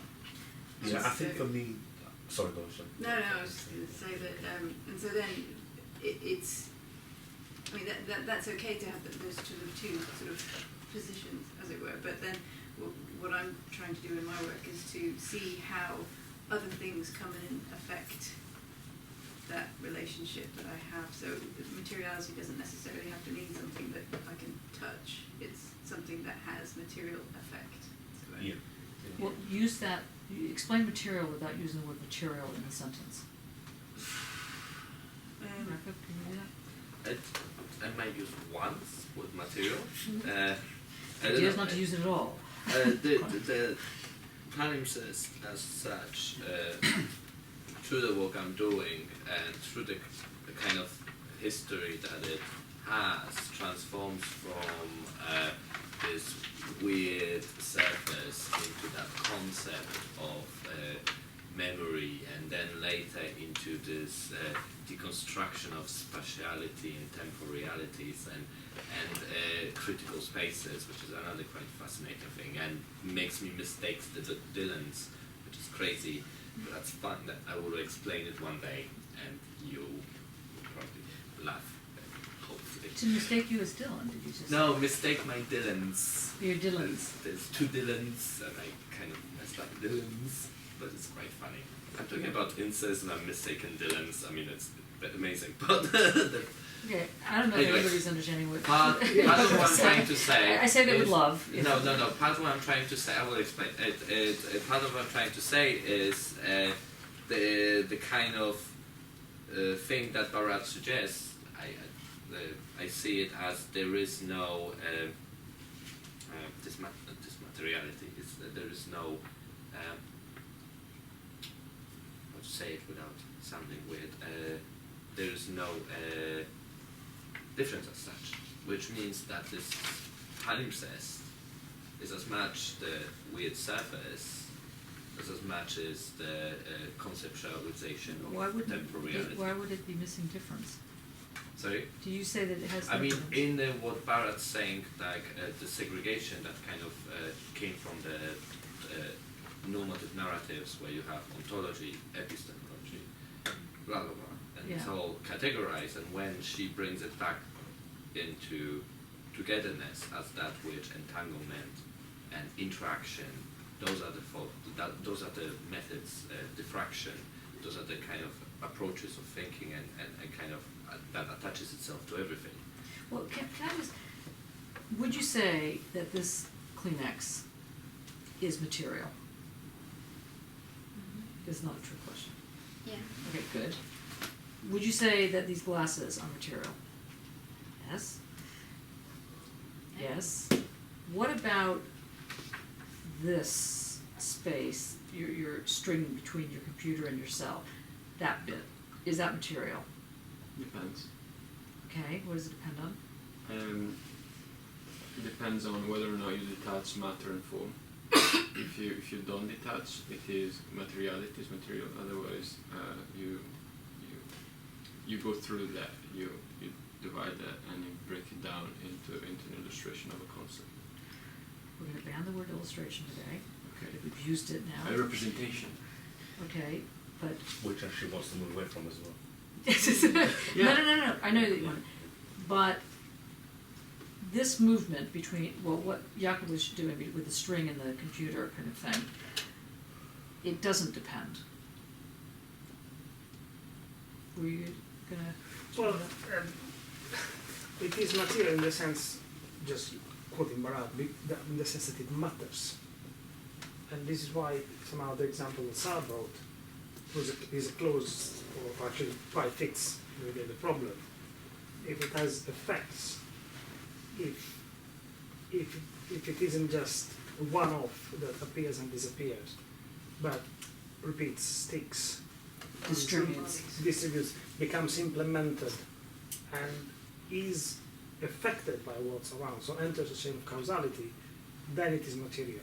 So in your work, for example, Andrea, the knot of the processes that you're talking about, the things that get discarded, they are matter, and they matter if in fact it creates a certain kind of distribution, if in fact there's an entanglement that gets established.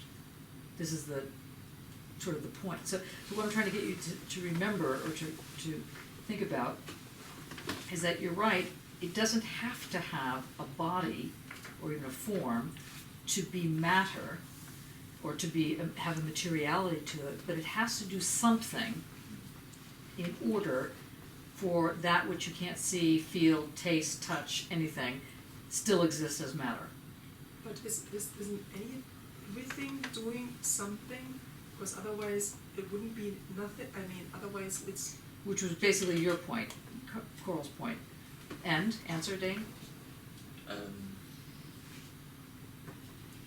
Otherwise it wouldn't be even there.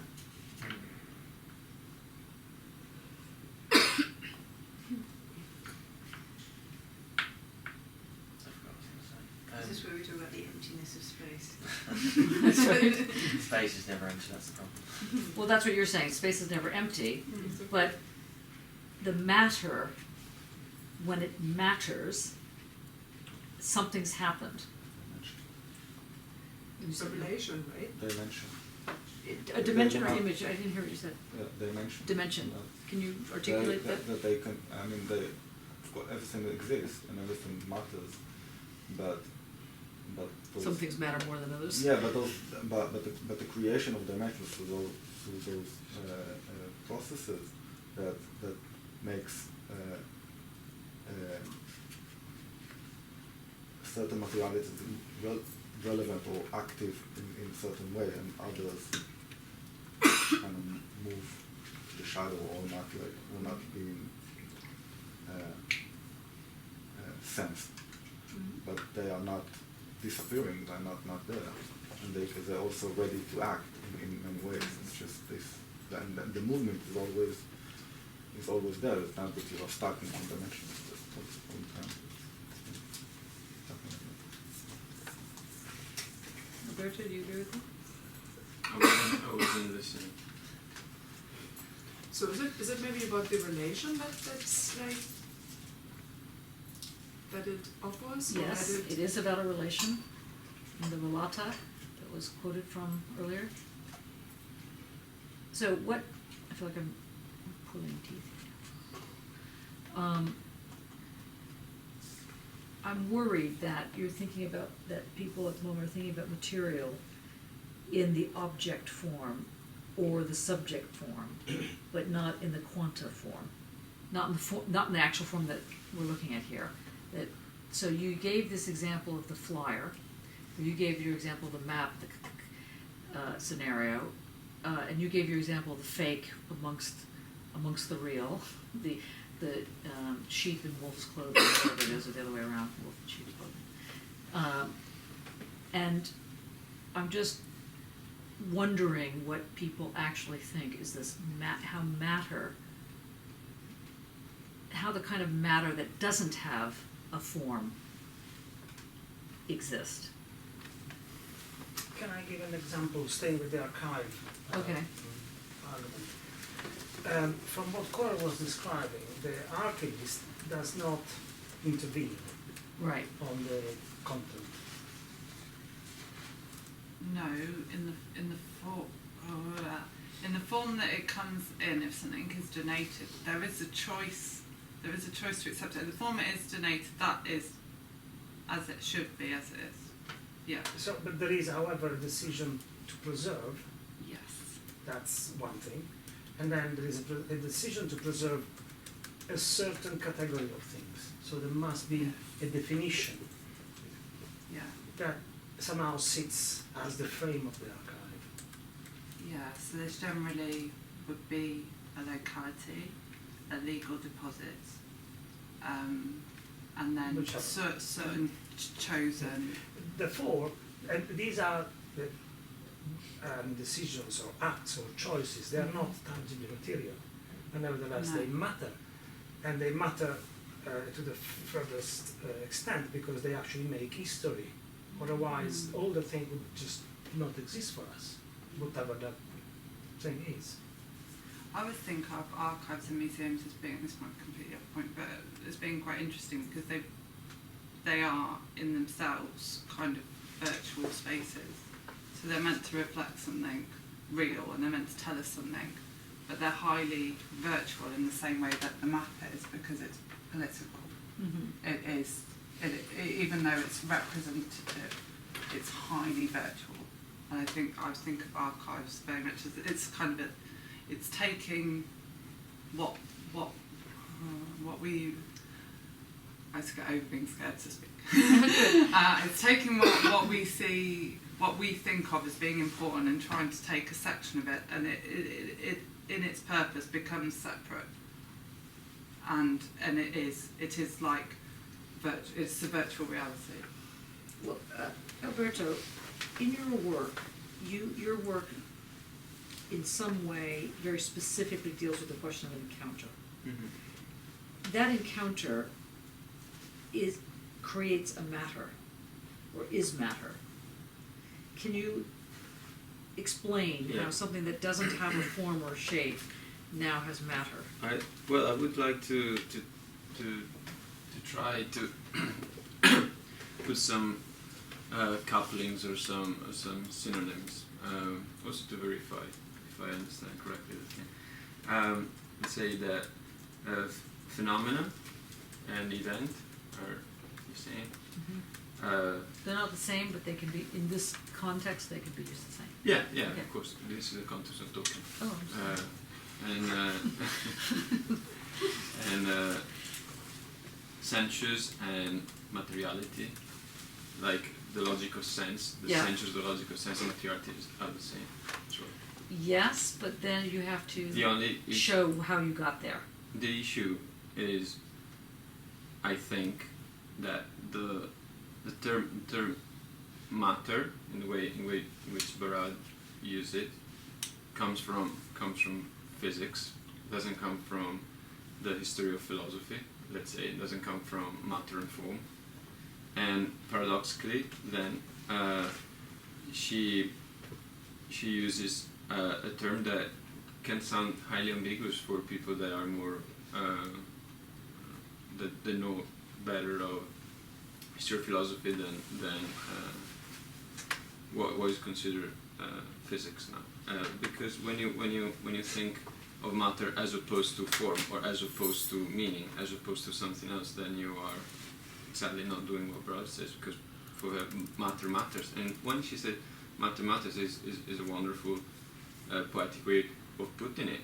What she means is precisely matter without an opposition to form.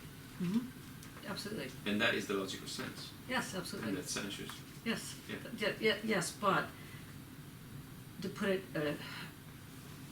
what I'm trying to get you to talk about is this notion of the encounter, how the encounter creates a material environment, a materiality, or it creates, like when you were doing your box thing the other day, that was creating a discursive environment. That discursive environment it has matter. The matter, you just can't grab it.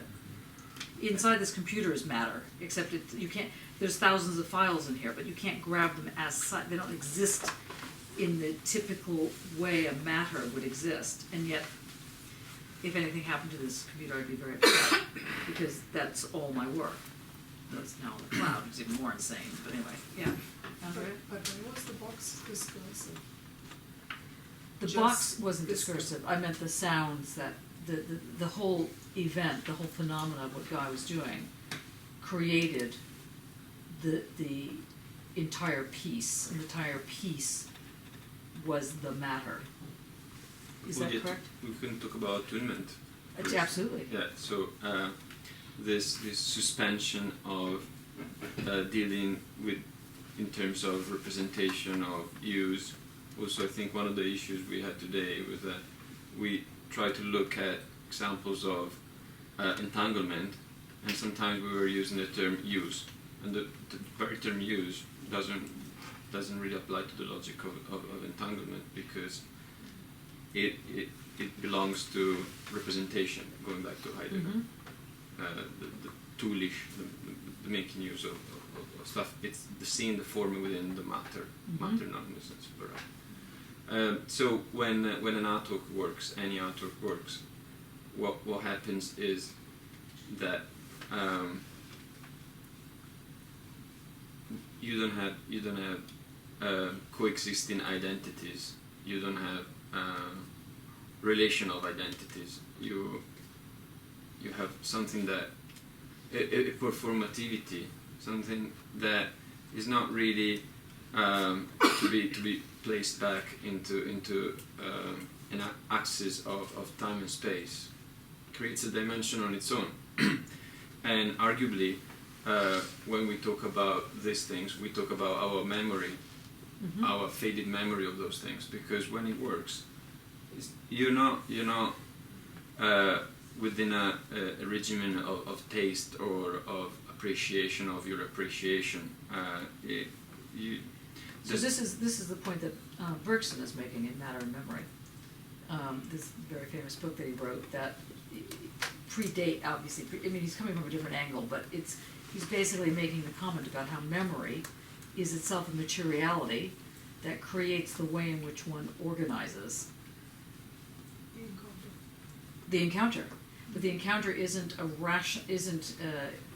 it's logical, but it's not rational in the sense that you're not like thinking, I'm now going to have an encounter. The encounter happens. But also because rational means portionable. Like portionable. The etymology itself of rational is implies with this basic idea of classical ontology in which everything can be rationalized. And through this rationalization, you go closer to truth. You go closer to simplicity. It's not that you create a violence and you randomly do an agential cut that creates a new dimension. No, through the classical ontology, you have the illusion that there is some truth behind this chaos, apparent chaos. You can go and you can find the void waiting for you. Hello. So yeah. Just everybody ignore Yato, do whatever he wants to do. So I'm doing it. Alberto, He's talking about it. with your artwork, right? Like one example, pick one artwork from yours. I don't feel comfortable picking up any artwork of mine, because any artwork that works does that. You know, by saying, oh, this artwork, I can tell you why I think an artwork of mine works, but that still is limiting the possibility for that artwork to really work for you, because you might also get into this trap of checking if that actually is working that way for you. So I'm actually filtering it. I'm not allowing you to have the encounter, and also you to lose yourself for that specific occasion. But then are you suggesting, Alberto, that every artwork that one encounters is its own entity and it's not art, it's only artwork for you, but if it doesn't do the same thing for somebody else? But not in a subjective way. So the point is yes, but at the same time is not what you think. If you think in terms of subjectivity, objectivity, and subjects, it's not taste. Right, that's the important thing. You don't choose of getting into the encounter. It's or the event, which I prefer as a term, because encounter still reminds of this idea of people meeting and of people that were already on the street.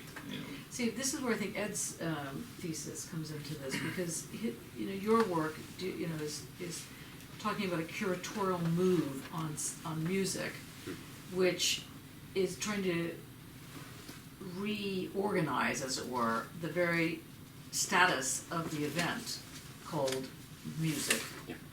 And in organizing that event, you create this other way into it, this other encounter, this kind of thing. So that's why I was thinking that it spoke, because the thing that you're doing has mattered. It matters. It makes a matter. It makes matter present. And that's what is so odd about that's why there is the artist as curator in this in your example, in your work. I'm trying to explore one of the things we were talking about last time was the idea of musicality as a concept, precisely because I want to think of a quality of being musical which isn't attached to the particular sound, in part because I need a concept that can escape the singularity of the experience, or that it is it's only ever encountered in its own particular at a particular moment, and I need something that isn't arbitrary, and I need something which escapes, which operates outside its own medium, so that it can speak across different media as well. But there's. I know I'm not attacking this directly, but no, I'm just sorry about my phone making that ridiculous Pink Panther noise. Sorry. Do you have the two? Yeah. Someone sent an email. Sorry. Okay. Yes. So there is another thing that to me is interesting to mention here in relation with the event of something that matters, and the superposition we were speaking of earlier, and the true and fake problem of Coral Archive. It's going to be Coral's Archive. It was in the news in the last couple of days that Facebook is promising to crack down on fake news. Right. Because apparently, or not because, but apparently fake news had a big role in the American election, in the British referendum. So it is very interesting that there is something fake that nevertheless, so something that is non-existent in terms of news, and nevertheless has an effect on the real historical presence of our lives. So it matters. Yeah. And as such, and in this case you were very right in mentioning the political side of these choices, and as such, it is fundamental that it is addressed and discussed, and in this case censored or controlled, or anyway brought to light so that one knows that that's the fake one. So the mattering element in this case, it's very interesting how it doesn't have to be a tangible element. Actually, it's a complete fake. It doesn't even have to become. It's beyond being a thought. It's a non-entity that enters the game. It's even beyond being a fake. It's just so.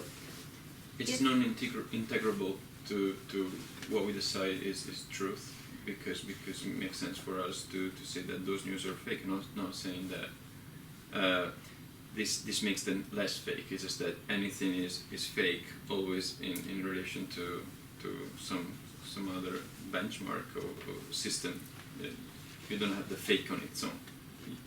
Well, so you have different things. So, for example, this is very much harkens back to a very old type of way of thinking, not old, but old in the sense that it was popular in the 1980s, which was called discourse analysis. And discourse analysis, what one dealt with was saying, well, how a discourse operates with a truth function. May or may not be true, maybe half true, maybe hyper true, it doesn't matter what, but it presents itself materially as operating with a truth value, a truth function.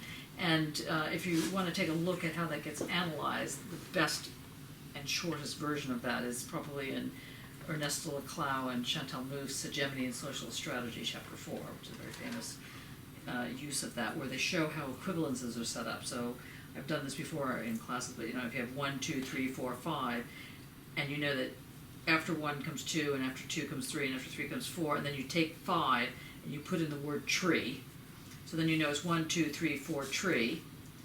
And so then you know that if you see that system somewhere else, you know that the next thing that is going to come forward is tree. Well, you can do that with swastika, you can do that with train station, you can do that with a number of things. You can have different things get substituted or made to be equivalent, therefore substituted. And so that which would never belong in the same realm, for example, a swastika, train station, British flag, we have a Nazi, is basically, or a Nazi hooligan, or whatever the story would be, that wouldn't make any sense in some sort of if a Martian came in, or somebody came in from the outside and said, we're trying to learn the English language, or whatever, why do those things go together? Well, they go together because they have been made equivalent, and that's a very specific kind of methodology, which creates a material atmosphere, or political atmosphere, or political materiality that can be used to create or move or reestablish different truth regimes. Now, that's not the same thing of what Karen Barad is talking about in terms of, it's close to discourse analysis, but discourse analysis requires a sense of totality, either open or closed, whereas what she's talking, she's not dealing with totalities at all, but there's a different form of mattering that gets established, so it doesn't end up as a question, not that you were suggesting it's a question of taste, but I think it could be heard, that, or maybe misheard, as you were suggesting that, well, you see it, maybe you think that's a piece of art, but somebody else doesn't think that's, what I mean? Within a system of classical ontology, that the only way you can understand that. Right. And that's also the reason why I'm quite convinced the art world and finance are so similar, because it's about this tension between the subjectivity and this pretension of shared understanding of value. So like there's a subjective value, like the taste, like I like it, and then this tension of trying to look for a common what's the term? Common denominator. No, what's that's a term. What does Kant say about the taste? Like I don't remember now exactly. There's a Common sense. Yeah, this is sort of like you start with this subjectivity. You feel you like it, but then there's this tension that you cannot just be satisfied with that. Mm-hmm. You need to have this pretension that is universalistic, Mm-hmm. or can be, and I think that really creates this perversion of not really being able to deal with art, because you have this tension going on that overscribes. But then, are you suggesting, Alberto, if that's the case, are you suggesting that whoever's in power is who determines what is art? So, for example, not that's one person in power, but there's this the ideological regime that's in power determines what is art. When it comes to representational at a representational level, so what is recognized as art? But not at the but if we go to this other way of looking at it. Yeah, no, the other way of looking at it. Well, actually, I'm pretty convinced that the concept of art and the system of classical ontology are entangled. Like we entangled in the old-fashioned sense of the word, in bed with each other.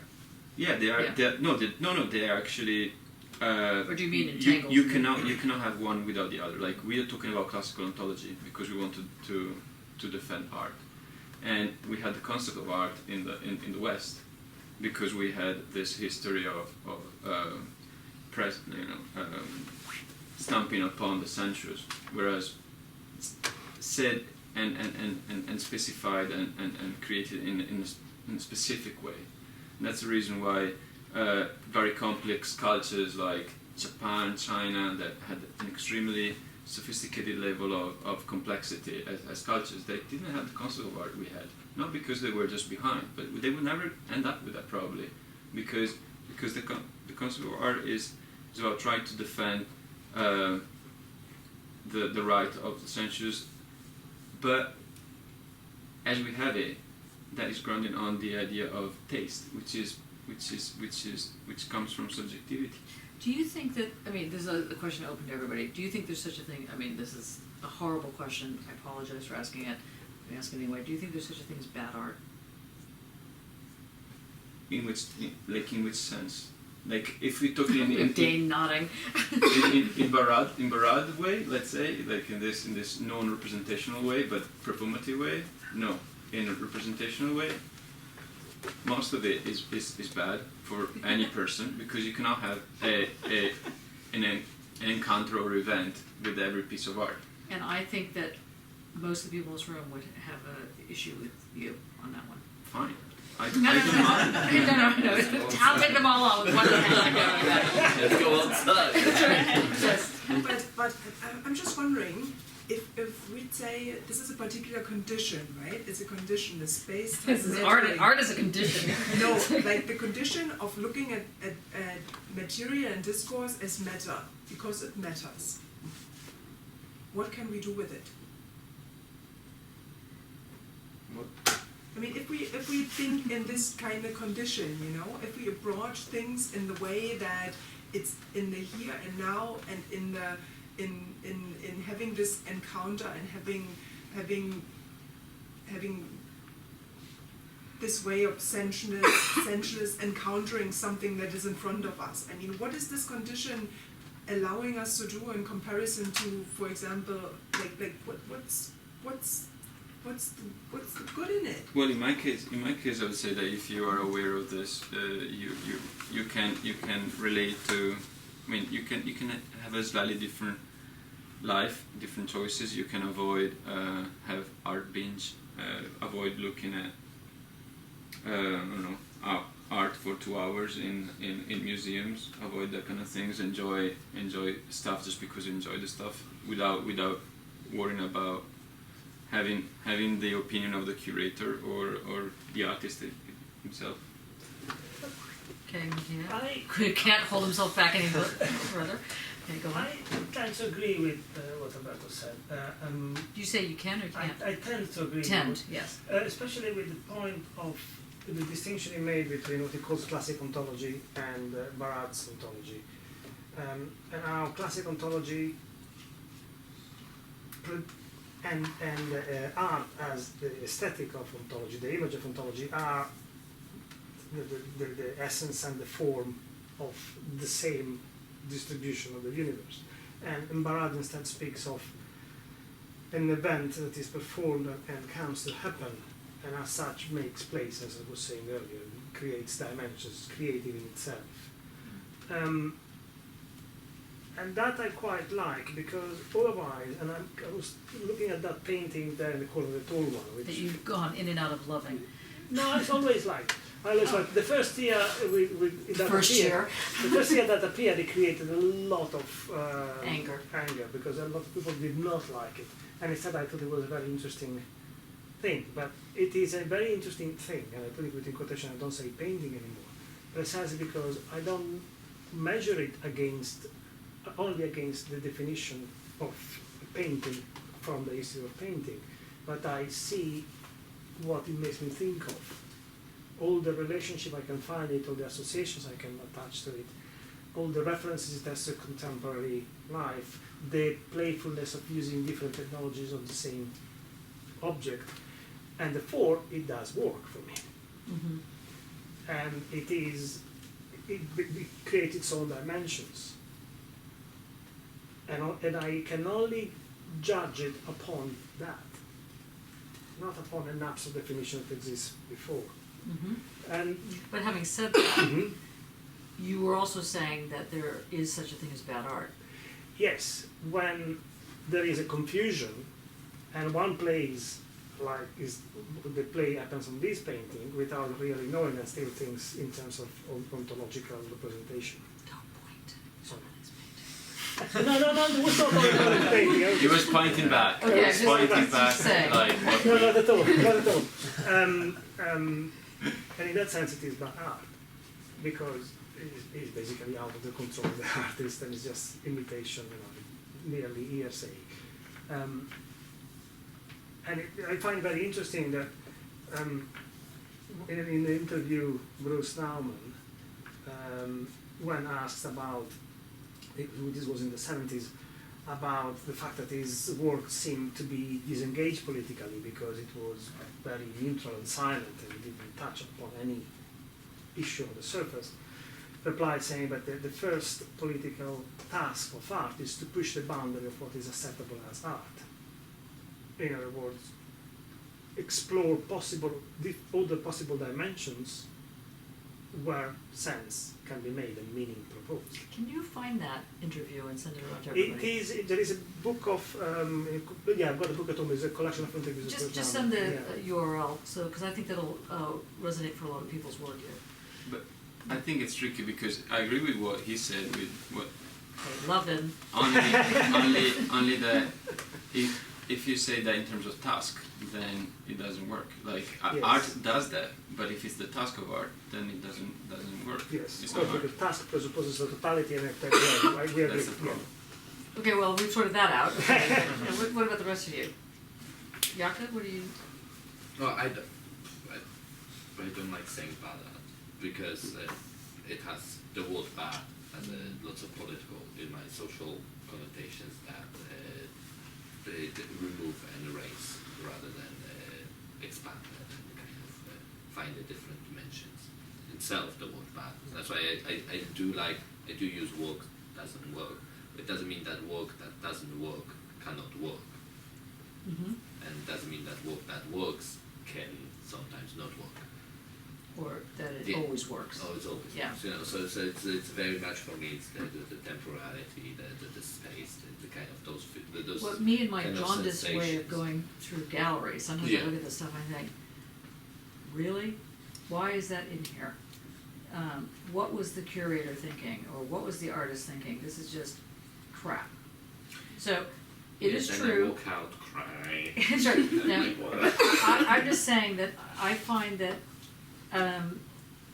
I think that it's, while I would love to say that everything is art, and just depending on, it may or may not work. I mean, I gave a studio discussion with this poor, naive, poor student the other day, and the work was nothing like what we do here. It was, I thought it was quite substandard, and told them that. I mean, I tried to be nice about it, but it's hard to say that your work is substandard and be nice, you know. And I said, you know, I mean, have you ever shown? He said, well, yeah, this artwork's being shown right now at the ICA. Like, seriously? God. Anyway. ICA? Yeah, the Institute for Contemporary Art in London. And I was just thinking, Or, for example, the Turner exhibition, the one with the big anus that's up there with no... Yeah, this is us without anus. I'm pissed Yeah. off. I'm sorry. I So hate to it. me, that is bad art. That is terrible. This Yeah, is us. even you want to say bad and I live for terrible. I changed my mind. I saw that this is us without anus. It's just like ridiculous. I'm just saying that, Sorry, you know, internet. if you just push a little bit further, yeah. I was going to ask a variation on this, which is, for those who accept the idea of a difference between good and bad art, does bad art always remain bad art, and does good art always remain good art? Yes. Yeah, I think so. It might be an art of its time which speaks less directly to who we are now, but it remains good. And it might take a lot of historical work to figure out all the... You've just undone your agreement with Alberto, you realize that. Who gets to decide that? Okay, sorry. No, because my argument was that one thing is to think in representational terms and to evaluate, is this better than that and stuff. In that sense, of course, there's good and bad art. I have preferences, and I can say, oh, this artwork is not really making me crazy at the moment, but I realize it has good qualities and features as opposed to this one, which I really don't think I would be able to relate on a sensuous level, because I find it hideous and stupid, and you know, I'm not saying that you don't have preferences. What I was saying is that No, but we're not talking about preference. We're talking about I was going to use the word objective, but I mean it in a mattering sense. I think it's post-human, because in the sense of non-objective, non-subjective, in the sense that you don't start with your own opinion. Right. Okay. Yeah, but in that sense, you only recognize what is working. You're not recognizing. You are encountering you are Well, let's just get back to one's thesis. I mean, the actual thesis, you know, like when you're writing a thesis. One of the tasks of writing a thesis, a PhD thesis, is that you have to give an original contribution to the field. And there's basically two ways of doing that. One is making up something that has never existed, and somehow you prove that it's never existed and no one can find it anywhere, so it's like absolutely brand spanking new, A. Or B, you take something and you put it together in a way that it never has been done. Those are the two ways. That's the two original contributions to the field. There's no other versions. But you can't just say, well, it's my view that it's, or it's my preference, or it's my, you know. So I'm using that as a marker in a way to say, yes, this works as a, you know, I almost don't want to use the word original because I want the art to be understood as original in the old-fashioned sense of the original, of the artist as the. We could say emerging maybe instead of original, like in the sense that it is taking its own space, and that's so rather than saying, oh, have I seen this before? You are just witnessing the fact that it is coming up. It is not just demanding attention; it is taking your attention. It's stripping away your subjectivity for some time that you are not really calculating. Sophie, since we have 7 minutes left, and you haven't really given your talk yet, can you respond to Alberto and somehow link it to what your work is? Yeah, okay. Because I think it circles back. Yeah, if we look at page 170. I feel like this is like it's almost like a plant. She talks about bodies as interactions and as dynamic reconfiguring, which really speaks to me. I'll just read the whole paragraph. Wait, page 170? Yeah. Oh yeah, okay. In a genteel realism's reconceptualization of materiality, matter is agentive and interactive. Matter is a dynamic, interactive becoming that never sits still, an ongoing reconfiguring that exceeds any linear conception of dynamics, in which effect follows cause end on end, and in which the global is a straightforward emanation outward of the local. Matter's dynamism is generative, not merely in the sense of bringing new things into the world, but in the sense of bringing forth new worlds, of engaging in an ongoing reconfiguring of the world. Bodies do not simply take their places in the world. They are not simply situated in or located in particular environments. Rather, environments and bodies are interactively co-constituted.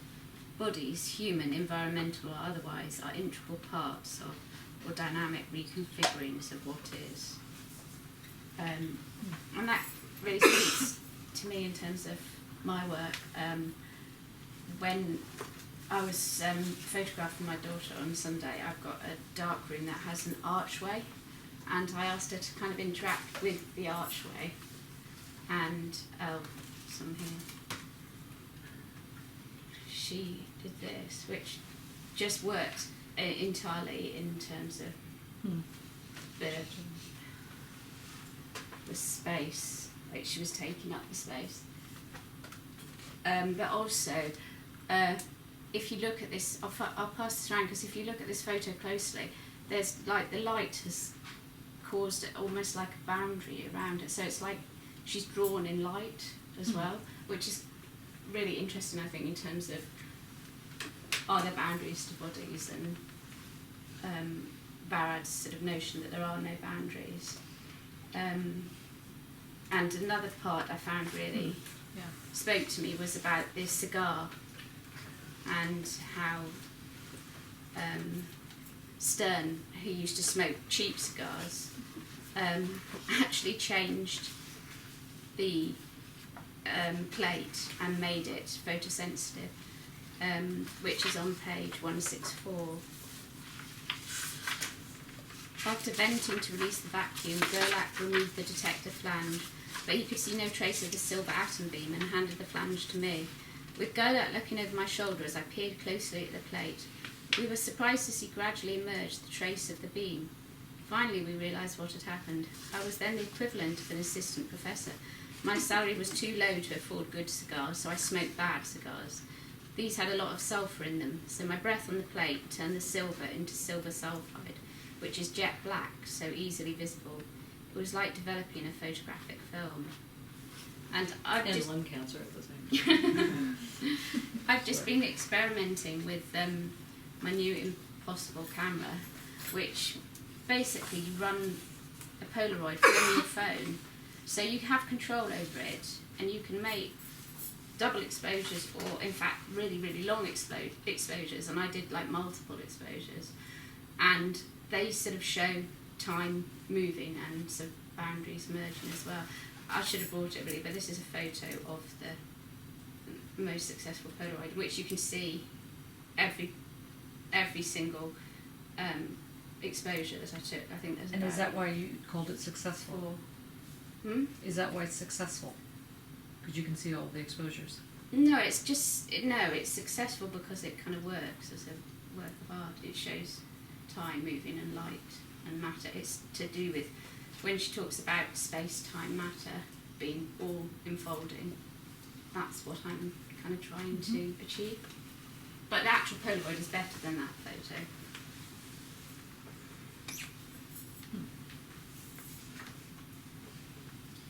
It's so great to be teaching in this time period where you can just pass phones around. You know, like, we have got to call it a day. We're going to continue this. Do you mind picking up on Wednesday? Sure. And the four of you, well, the five of you, because Simon will be there, can give it another kick. Now, you did really well for your first entry into the shark-infested waters of this seminar. Not bad.